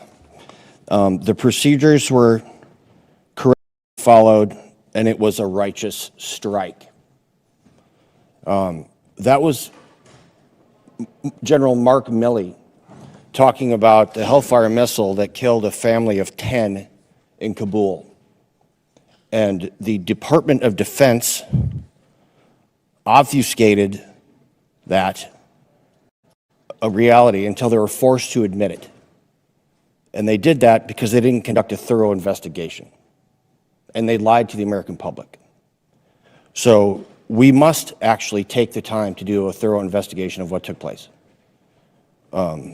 overseas. Mr. Zimmerman, are you a political appointee? Yes. You are. Admiral, it's good to see you. Master Chief, General, Sergeant Major. Admiral, are you a political appointee? No, sir. General, are you a political appointee? I'm appointed by the President to serve as a combatant commander. Okay, but you're not a political appointee. Okay, is there a way that we could potentially identify a political appointee versus an active duty member of the military at this table? Is there some way that we could just like look and go, I'm guessing Mr. Zimmerman is a political appointee and that you two are active duty members of the military? Is there a way we could do that? Mr. Zimmerman? Congressman, my kids have pointed out that I am by far the least impressive looking member at the table. Right, so we could just say, I don't want to. We could potentially say that there's an easy way to identify a political appointee versus an active duty member of the military. And I think it's wholly inappropriate to ask active duty members of the United States military to answer political questions, because that's not what you're here to do. And when my colleagues berate active duty members of the United States military to try to demand that they answer political questions, it's wholly inappropriate and it's inexcusable. And when we are seeking different offices than we are in currently, and we're trying to make splashes for television, that's what you get. So I want to discuss something very serious. Ranking Member Smith and Chairman Rogers recently gave every member of this committee a memo saying that there was an undisclosed, unauthorized disclosure of classified material. And it was by a member of this committee. And I think I know who was doing this. So when I'm asked by the press, am I offended that only the Gang of Eight was informed about Midnight Hammer, I say no. Because quite frankly, there are several members of this committee that have proven to not be capable of maintaining classified material and secrets that safeguard our nation. And we are not capable of doing our constitutionally mandated congressional oversight if we cannot be exposed to classified information. I feel completely uncomfortable with members of this committee asking you questions that could potentially hazard our military.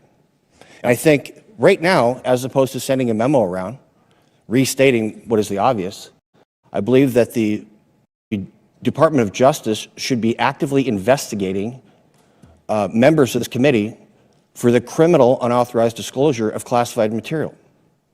I take that very seriously. I know that you do. And I know that you guard your members of the military, you hold them close to your heart. And if anybody were to be killed because somebody is trying to run for a higher office, they should be held accountable. It's reprehensible. I don't even have a question for you guys. This has got to stop. General Kelly is absolutely correct. There should be a nonpartisan committee, not even a bipartisan, a nonpartisan committee. And when people are using this as a platform to elevate themselves politically, they should be ashamed of themselves. I do have some questions for you, General Anderson, for the record. That just needed to be stated out loud. So God bless you. God bless the men and women that you watch over. And I thank you very, very much for your dedication to duty. And with that, I yield back. Gentleman yields back. Chair, and I recognize the gentlelady from California, Ms. Jacobs. Thank you, Mr. Chairman, and thank you all for testifying today. Admiral Cooper, I'd like to start with you. Thank you for the many conversations we've had about the topic of civilian harm. I know it's something that you take very seriously. I want to build on Ranking Member Smith's line of questioning and give you a chance to provide some clarity in your previous statements about the strike on the school in Minab. So I led over half the Democratic caucus in a letter to the department requesting more information about this strike and urging the findings of the ongoing investigation to be made public. And the only response we received to our letter was to reiterate that there is an investigation ongoing. Mr. Chairman, I ask unanimous consent to enter both of these into the record. Without objection. Thank you. Admiral, we have public reporting here from the New York Times that the preliminary investigation, the preliminary inquiry concluded that the United States is at fault. Can I also enter this into the record?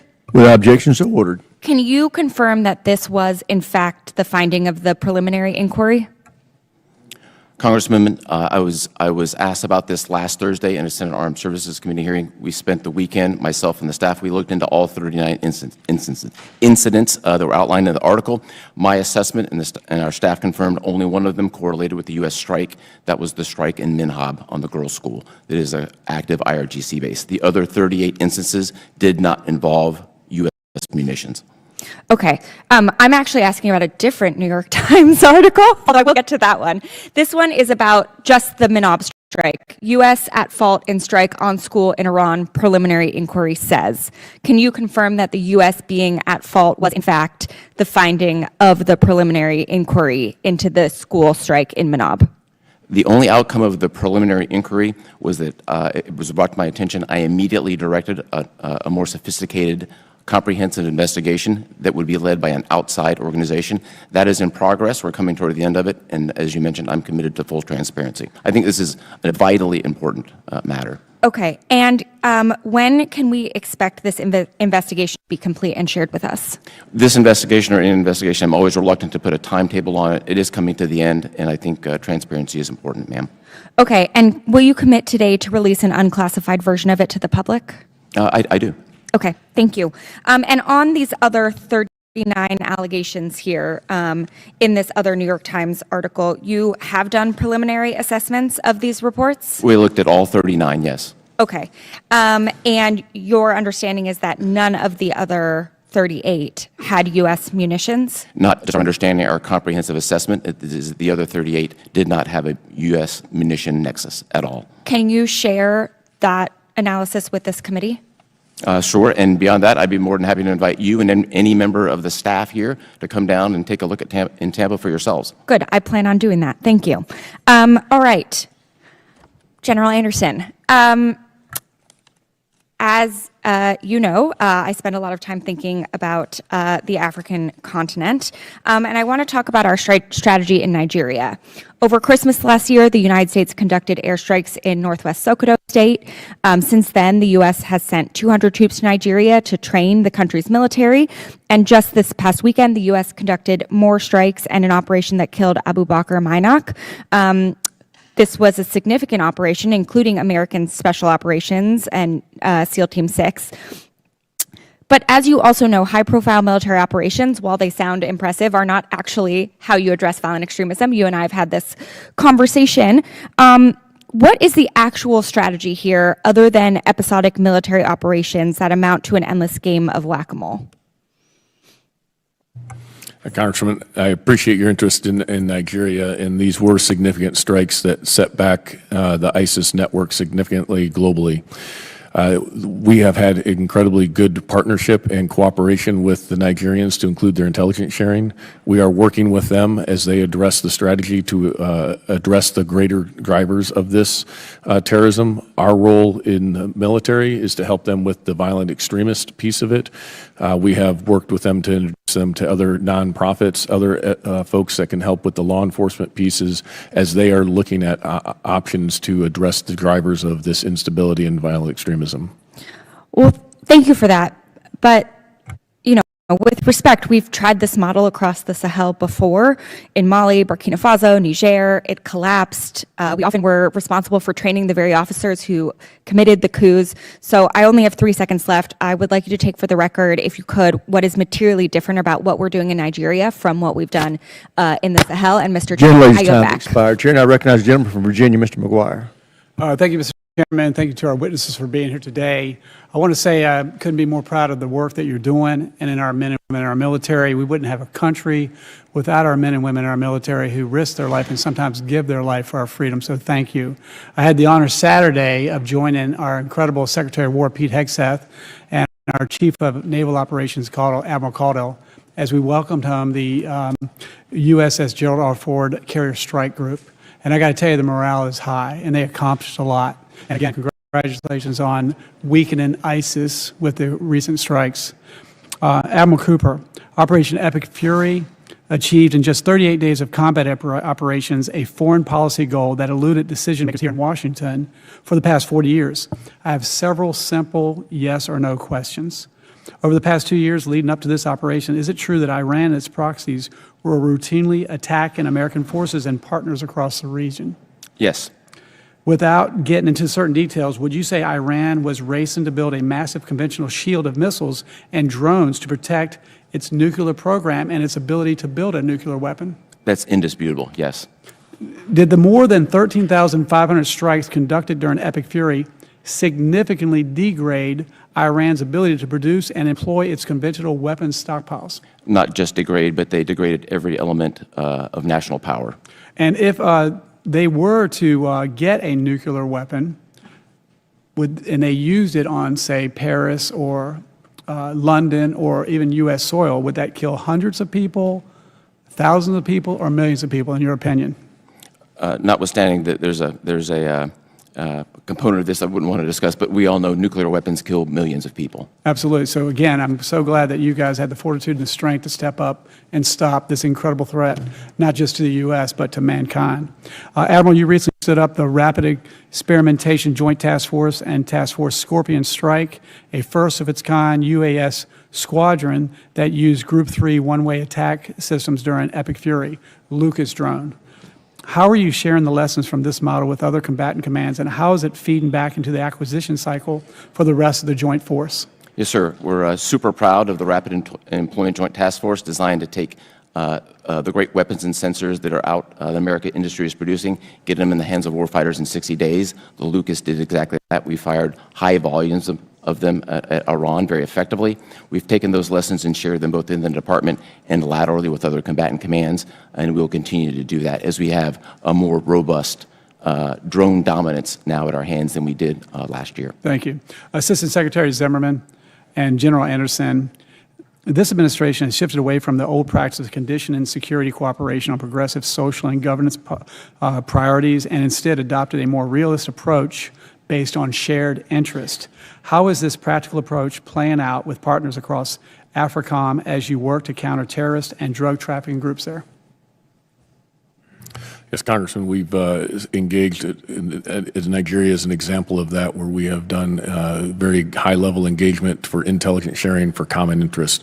We've also been working with the State Department to restore relations with some of the Sahel states to be able to open the dialogue in order to, again, address the common threats and be able to provide the indications and warnings of that growing threat. Awesome. And Admiral Cooper, current and recent operations in CENTCOM have put U.S. forces up against a persistent and adaptable UAS threat. How has your command shifted doctrine and tactics to address this threat? Congressman, first, I want to debunk the myth that has existed for a number of years that the United States is using high-end, costly munitions to fight $35,000 drones. Those days are behind us. Iranian drones are sophisticated, complex. We have a very sophisticated, complex network in the Middle East to defend it. It's been very successful in a classified environment. I can talk about the specific numbers. Okay, and we're running out of time, but what would you need more of? Are you working with JIADA 401 to translate lessons learned? And what can this committee do for the three of you to help us better defend our nation and our war fighters? And whoever wants to take a bite at that. We are working very close with 401, fantastic relationship. I'd put three things: more electronic warfare, keep counter-UAS on the leading edge. Tactics change very quickly, and we need to invest more in hard and deeply buried targets. Everybody is going underground. General Anderson. Yeah, for us, directed and focused funding for experimentation to bring emerging technologies to the continent, directed and consistent funding for information operations to counter the misinformation out there, and energizing the industrial base to allow our foreign military sales for these partners, because they desperately want to buy American equipment, but often the delays are what hurt. Gentleman's time's expired. Chair now recognizes the gentleman from New York, Mr. Ryan. Thank you, Mr. Chair. Thank you, gentlemen, for being here. I want to de-wonk a little bit and try to center what I'm hearing from my constituents in the district and across the country. They are, as I know the whole committee is and myself, incredibly proud of our troops, incredibly appreciative of your leadership, but also increasingly deep and broad concern about what is the plan in Iran and do we have a clear strategy. They see the costs continue to go up. We talked about our 13 heroes lost, the hundreds wounded, many seriously, tens of billions of dollars in their hard-earned taxpayer funds, potential for another $200 billion, we've heard, supplemental, and of course, just the astronomical costs every American is paying at the pump. Under $3 gas prices before the war started and now approaching $5. And just as we know, that's thousands of dollars per family, and people just cannot afford it right now. And in good faith, the question I continue to hear from my constituents is, what is the plan to not just end, but win the conflict and bring down costs? And I think part of what I'm trying to get at is folks are feeling some whiplash. For example, Admiral Cooper, on April 30th, you went to the White House, you briefed the president on options. That was publicly reported anyway. A few days later, Secretary Hegseth announced this Project Freedom. Secretary Rubio the same day said that Operation Epic Fury was concluded. We were essentially told this new plan, which was separate and distinct, would open the strait and sort of unlock this stalemate. Literally a day later, without much explanation, the president announced that project was over, the strait remained closed, gas prices continued to climb. We saw, of course, last week there was great hope that the summit in China would change the dynamics. It appears the president, at least so far, came home empty-handed, the strait remained closed, gas prices continue to rise. Iran continues to strike their neighboring countries. We have as many, if not more, troops in theater. And I think, I mean, you said, Mr. Zimmerman, it's complex. I think it's pretty clear to the American people, at least from what they're hearing, that it feels like we're stuck. One of my constituents said, this is a mess. And so I'm just trying to answer that to them, and especially the military families in my district. Admiral Cooper, what options are you briefing to the president now to try to create the leverage that we know we need? Congressman, first of all, great to see you again, and thanks for your own service. As you would appreciate, it would be inappropriate for me to comment on specific discussions I had or recommendations to the Secretary and the President, which are a statutory responsibility of mine. What I will tell you is, as we sit here right now, the implementation of the blockade is highly effective and is being used as a very strong lever in diplomatic negotiations, and those diplomatic negotiations governed by policy will dictate the way ahead. U.S. military, in the meantime, is fully postured in a three-point stance, ready to go a number of different directions as directed. Thank you, Admiral. Mr. Zimmerman, can you, I understand the OPSEC concerns, of course, can you help expand on this?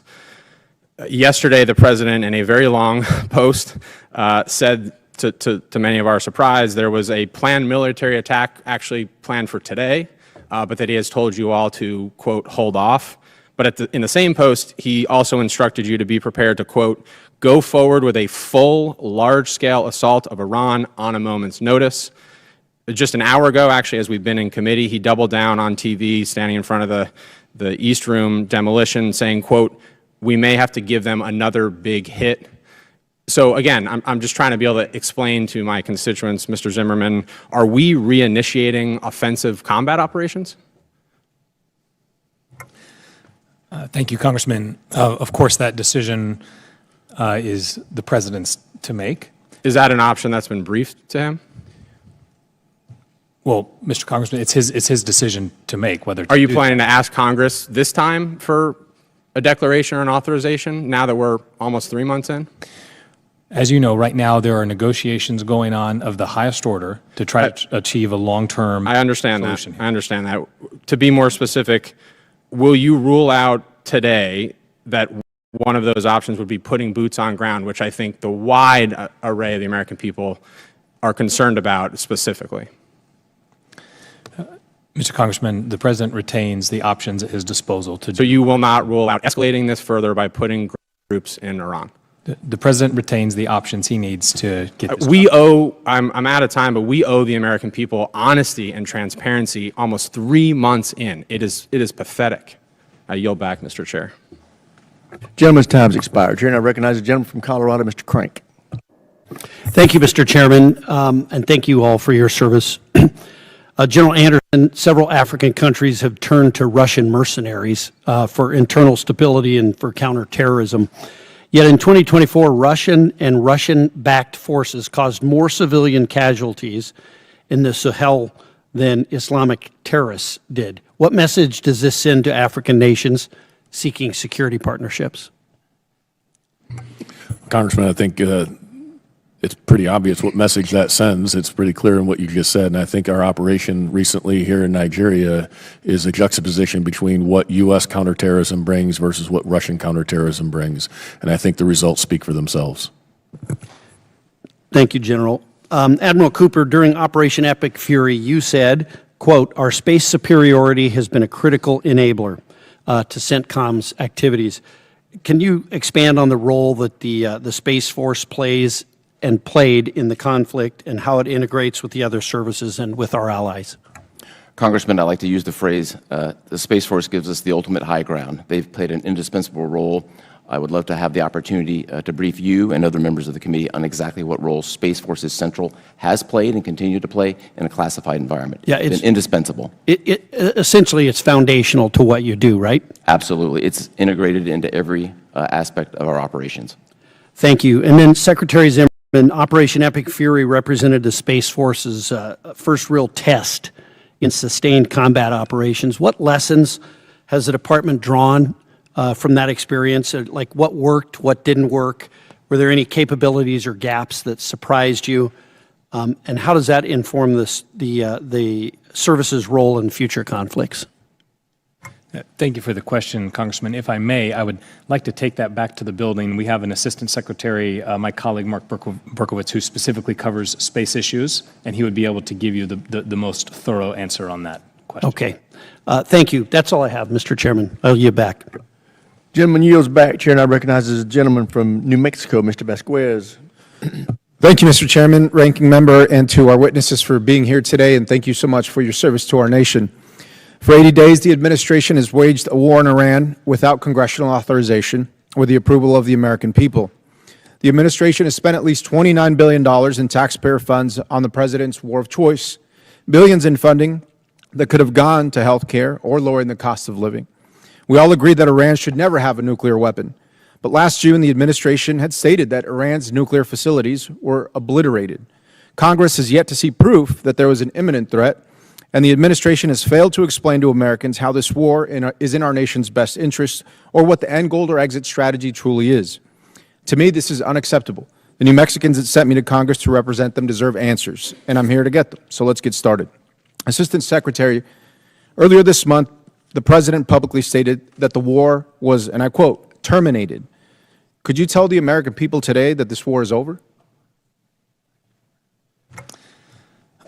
Congressman, as the President stated, we were pursuing some specific military objectives, and he said that that phase of major combat operations was over, and we were transitioning to the Project Freedom, and we're in a ceasefire now with a blockade going on, and so Assistant Secretary, if a constituent asked me that question in very plain language, as many New Mexicans speak, Congressman Vasquez, is the war over? What should I tell them? we have a ceasefire. We have a ceasefire. So does that mean the war is essentially over? Is that a yes or no? I would answer by saying that we are in a state of ceasefire.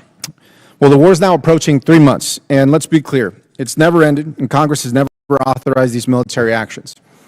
A large U.S. military presence in the Strait of Hormuz remains blockading Iranian ports, which under international law is an act of war itself.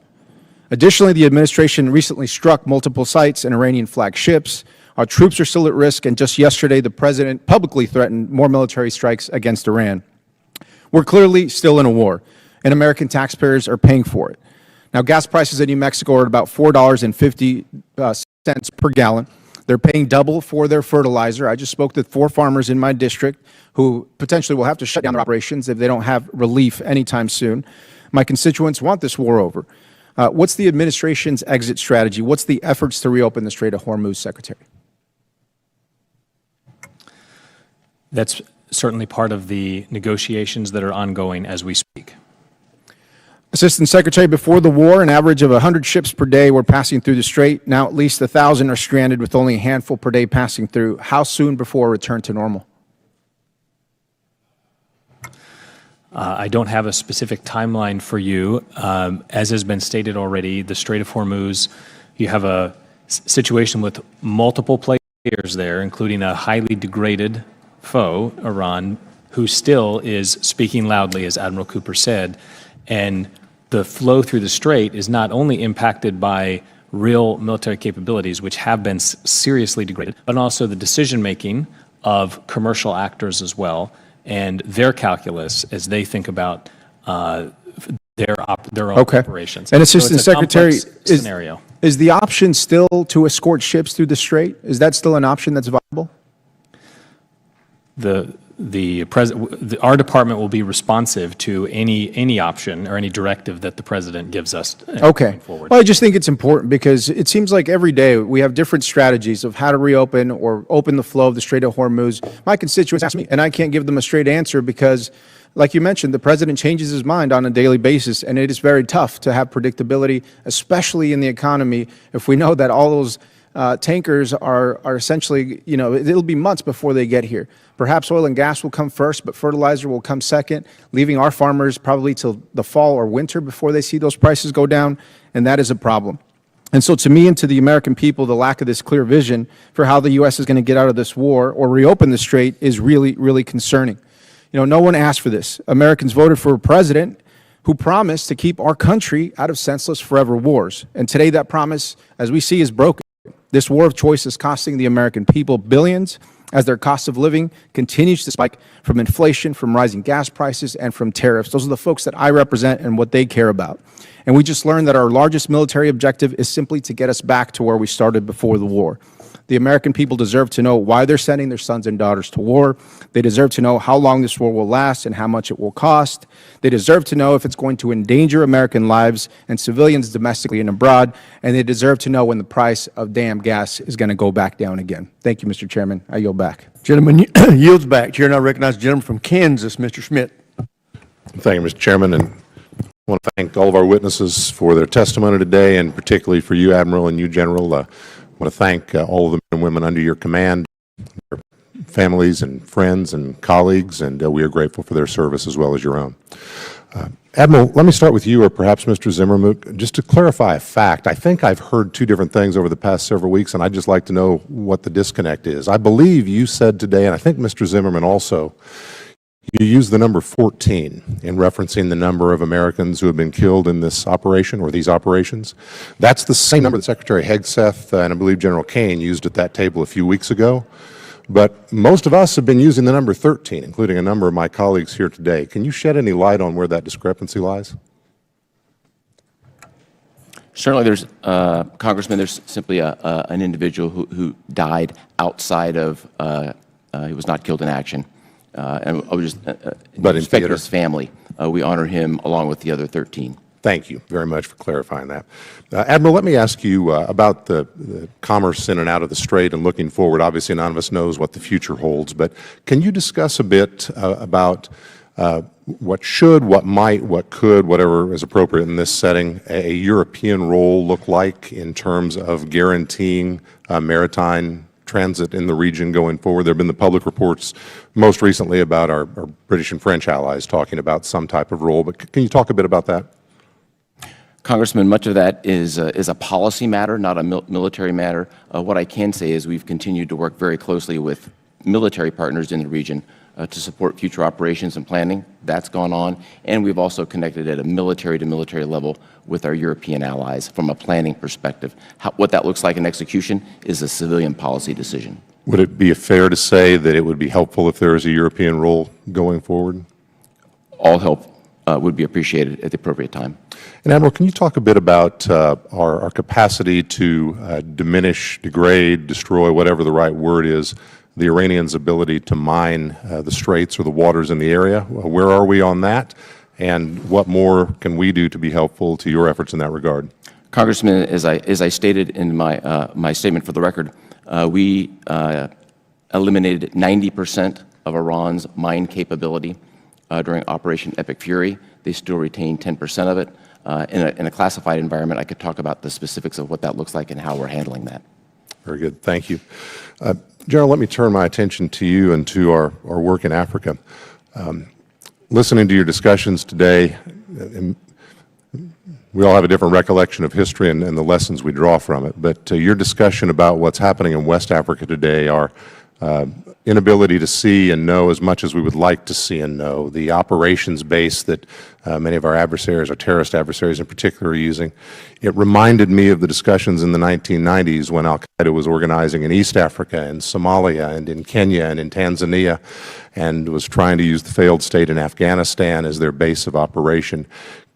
We all know where that led in 2001. Can you describe, in whatever manner is appropriate in this setting, the nature of the terrorist threat that you see brewing in Africa generally, or West Africa in particular, and what that means to American homeland security? Yes, I take this very seriously, Mr. Congressman, because of what you highlighted. Terrorists will go to where there is lack of governance, where they have the ability to operate freely, and that's why they have sought the Azawad area in particular of West Africa. Without sufficient pressure, without the sufficient Western engagement there, we may lose sight of that. And I think we, as you said, have seen what happens when that occurs. So we are investing heavily in other means to include experimental and emerging technologies in order to be able to monitor this threat. The concern that I have is that the terrorist threats have focused on Africa. They see this as their future. They see the potential of establishing a caliphate there. If a nation capital were to fall and become controlled by a terrorist organization, I think that would be a beacon for many of the terrorists that would energize them, and I think that would be not in any interest of the United States or of the Western European countries. So this is why we're focusing a lot of effort in order to provide those indications and warnings so that we can adequately address it. And as to Congressman Crank's point there, the United States is the gold standard for counterterrorism operations, but it has to be enabled by working with the partner and the intelligence that goes behind it. That allows us to conduct these operations with precision. It allows us to take civilian casualties under consideration, and allows us to work with a partner in ways no other Gentleman's nation can time's do. expired. Chair now recognizes the gentleman from California, Mr. Cisneros. Thank you, Mr. Chairman, and thank you all for being here today. Admiral Cooper, the Ford returned to Norfolk last Saturday after a record 330-day deployment. The longest by a carrier since Vietnam. For 3 weeks, you had 3 carrier strike groups operating in the AOR, the Lincoln, the Ford, and the Bush. That represents a quarter of the entire carrier fleet and almost half of our deployed U.S. ships in that single. After that long deployment where the Ford was sent across the equator multiple times, what was the need to keep 3 carriers in the region? Now, I believe in the power of our Navy and how good it works and the tool that the carrier strike group is. But why did we need 3? Congressman, good to see you again, sir. First, just a matter of clarification statement for the record here. When the George Bush showed up in theater, the Gerald Ford was dismissed 48 hours later. There was not an enduring need for 3 carriers. Okay. Well, thank you for that answer. Appreciate it. General Anderson, I want to ask you, look, now I believe in diplomacy, and diplomacy comes in many ways, and I think one of the ways that we have been effective diplomatically in the past is by using organizations like USAID that did a lot of work in Africa to share the goodwill of the United States. Can you explain to me the fact that that program no longer exists, that there no longer is no USAID operating in Africa, how that's changed things for you? I appreciate the question and agree there is a role for targeted aid that contributes to security and stability, whether that's from non-governmental organizations, governments, or private donors. What that has meant for me is we have engaged very closely with the Department of Commerce in particular. I have a Foreign Service Commercial Officer joining our staff to look at the intersection of economics and security. And what we have found is that every African country that I have visited has welcomed the opportunity to engage with U.S. trade, U.S. investment, and they look at that as their future. So we're looking at multiple different tools to use to provide security and stability across our government, with us focusing on the military instrument, but understanding the security implications that other agencies bring. So would you agree that the fact that, look, we always want to increase trade and commerce and work with partners all over the world, right? And yes, those companies would like to engage with us that way, but the aid, would you agree to say that, yes, the elimination of USAID has had an impact on what you're able to do there and made it harder to partner with countries? I think that's still to be determined, Congressman. We have not seen what that impact is entirely. There is still aid in Africa that is constructive for providing stability. But again, it's a multifaceted approach that we're looking at. Well, I think, the elimination of such programs like that, right, leaves a window open for China to kind of come in and fill that gap, which is not in any way positive for us. Just another follow-up on that, there's talk of a consolidation of AFRICOM into one of the other COCOMs, whether it be EURCOM, CENTCOM, or even the talk of a bigger one, U.S. International Command. Your predecessor, General Langley, when I spoke with him, it was not something that he agreed with. He believed that AFRICOM still need to kind of be there and independent, especially with the growing terrorist threat there. Do you agree that we should still keep operating AFRICOM as one of the COCOMs there and not consolidate it into another one? Congressman, my inputs to this discussion have been consistent in that the complexities and the security challenges of Africa, I think, need an organization that remains focused on the continent. Whether or not that is a combatant command, a subunified command, or some other organization, I think is worthy of debate as long as they have the authorities that are necessary to go ahead and execute. I think this operation we did over the weekend is a great example of where Brad Cooper and CENTCOM and the rest of the world were very much focused in the Middle East. We've been able to maintain the focus on the continent and the counterterrorism threats over the last several months that allowed the development of this target and the execution over the weekend. All right. Well, thank you for that. And again, right, I think it is, as you said, right, important to have an organization that could be distinctly focused on AFRICOM as well as the other COCOMs around the nation. And this is something that came into play over years as to where we need to put our focus and put our attention. And when we needed to kind of build there, as we saw with CENTCOM, when there was a time where that area needed to be focused on, we created that command. So hopefully that continues. But thank you all for your questions, and I yield back. And gentleman yields back. Chair, and I recognize the gentleman from Illinois, Mr. Sorensen. Thank you, Mr. Chairman. Thank you to the Assistant Secretary, to the Admiral and the General. Thank you for your service and your leadership to our nation. I'd first like to offer my condolences to the loved ones of the 13 service members who have been killed in the war in Iran and the hundreds of service members who have been wounded. Like so many Americans, I remain deeply frustrated by President Trump's decision to put our country into war. Last week, Pentagon officials testified the war has already cost $29 billion to the taxpayer, and billions will be needed to replenish. Now, all the while, gas prices are nearly double what they used to be before Donald Trump started the war. My neighbors can't afford this. And strategically, our country cannot afford the dangerous position that we now find ourselves in. Iran still has nuclear material and the Strait of Hormuz remains closed. But the facts matter. We're in a worse position today than before Trump started the war. To Assistant Secretary Zimmerman, what is the strategy that we should be telling Americans and how we're going to end this?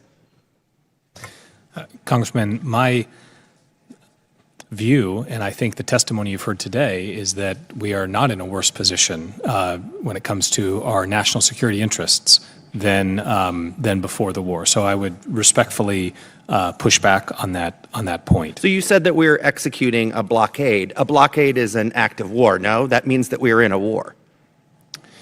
We are doing a very effective blockade. So do we have a strategy of how to get out of the mess? Can we call it a mess? Well, the White House is engaged in negotiations of the highest order as we speak to arrive at the right solution. I think we heard our ranking member say that there have been a lot of negotiations, but we don't know who those negotiations are with. If we meet in a classified setting, could you tell me who those negotiations are being held with? I think we could go into a little more detail. We've seen the reporting that Russia has been providing intelligence to Iran. Mr. Zimmerman, what assistance has Russia been providing Iran? Perhaps that'd be best to defer to the closed session as well. Could you confirm that Russia is working with Iran to undermine the efforts of the United States?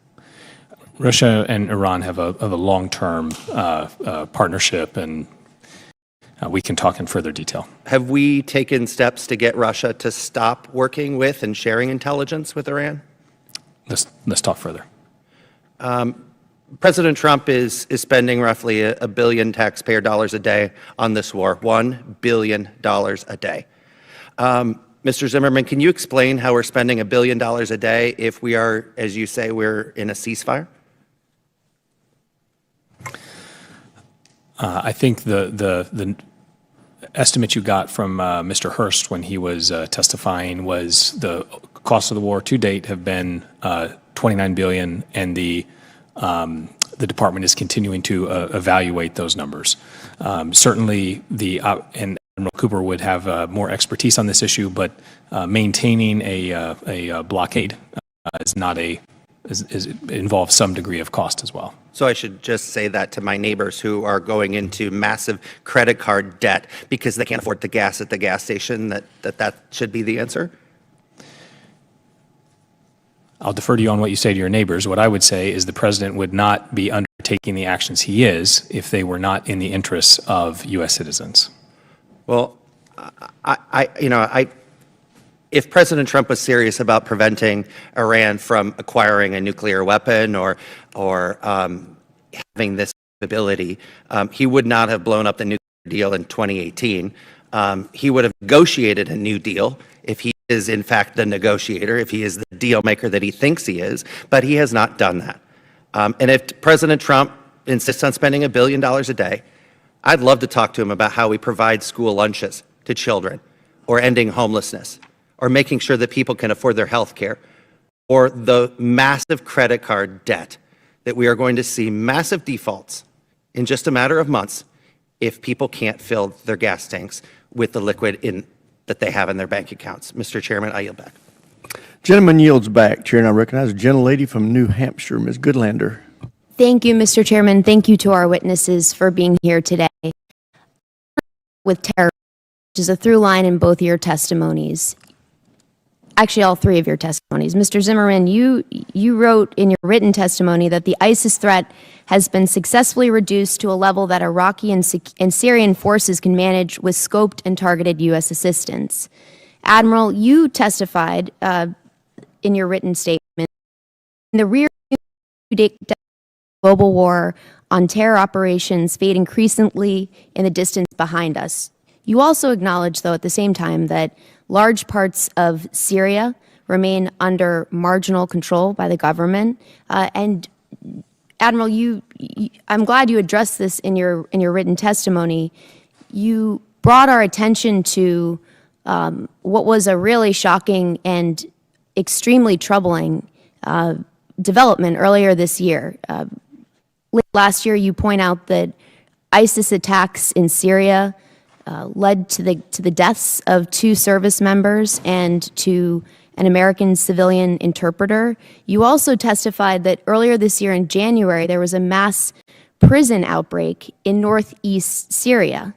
Mr. Chairman, I ask unanimous consent to enter into the record a February 20th, 2026 article from the Wall Street Journal entitled, quote, U.S. intelligence says at least 15,000 at large after ISIS detention camp collapses in Syria. Without objection. Admiral, you have noted that this development raises serious concerns because of the nature of the detainees who are now at large. Can you explain to us how this happened? Congresswoman, thank you very much for the question. Yeah, as you recall, back in December and January, the Syrian army moved from its positions in western Syria and then maneuvered east, pushing what was then the SDF, the Syrian Democratic Forces, up into their traditional lands. In the course of doing so, they took full custody of these camps, as you described, and then redistributed the people from the camps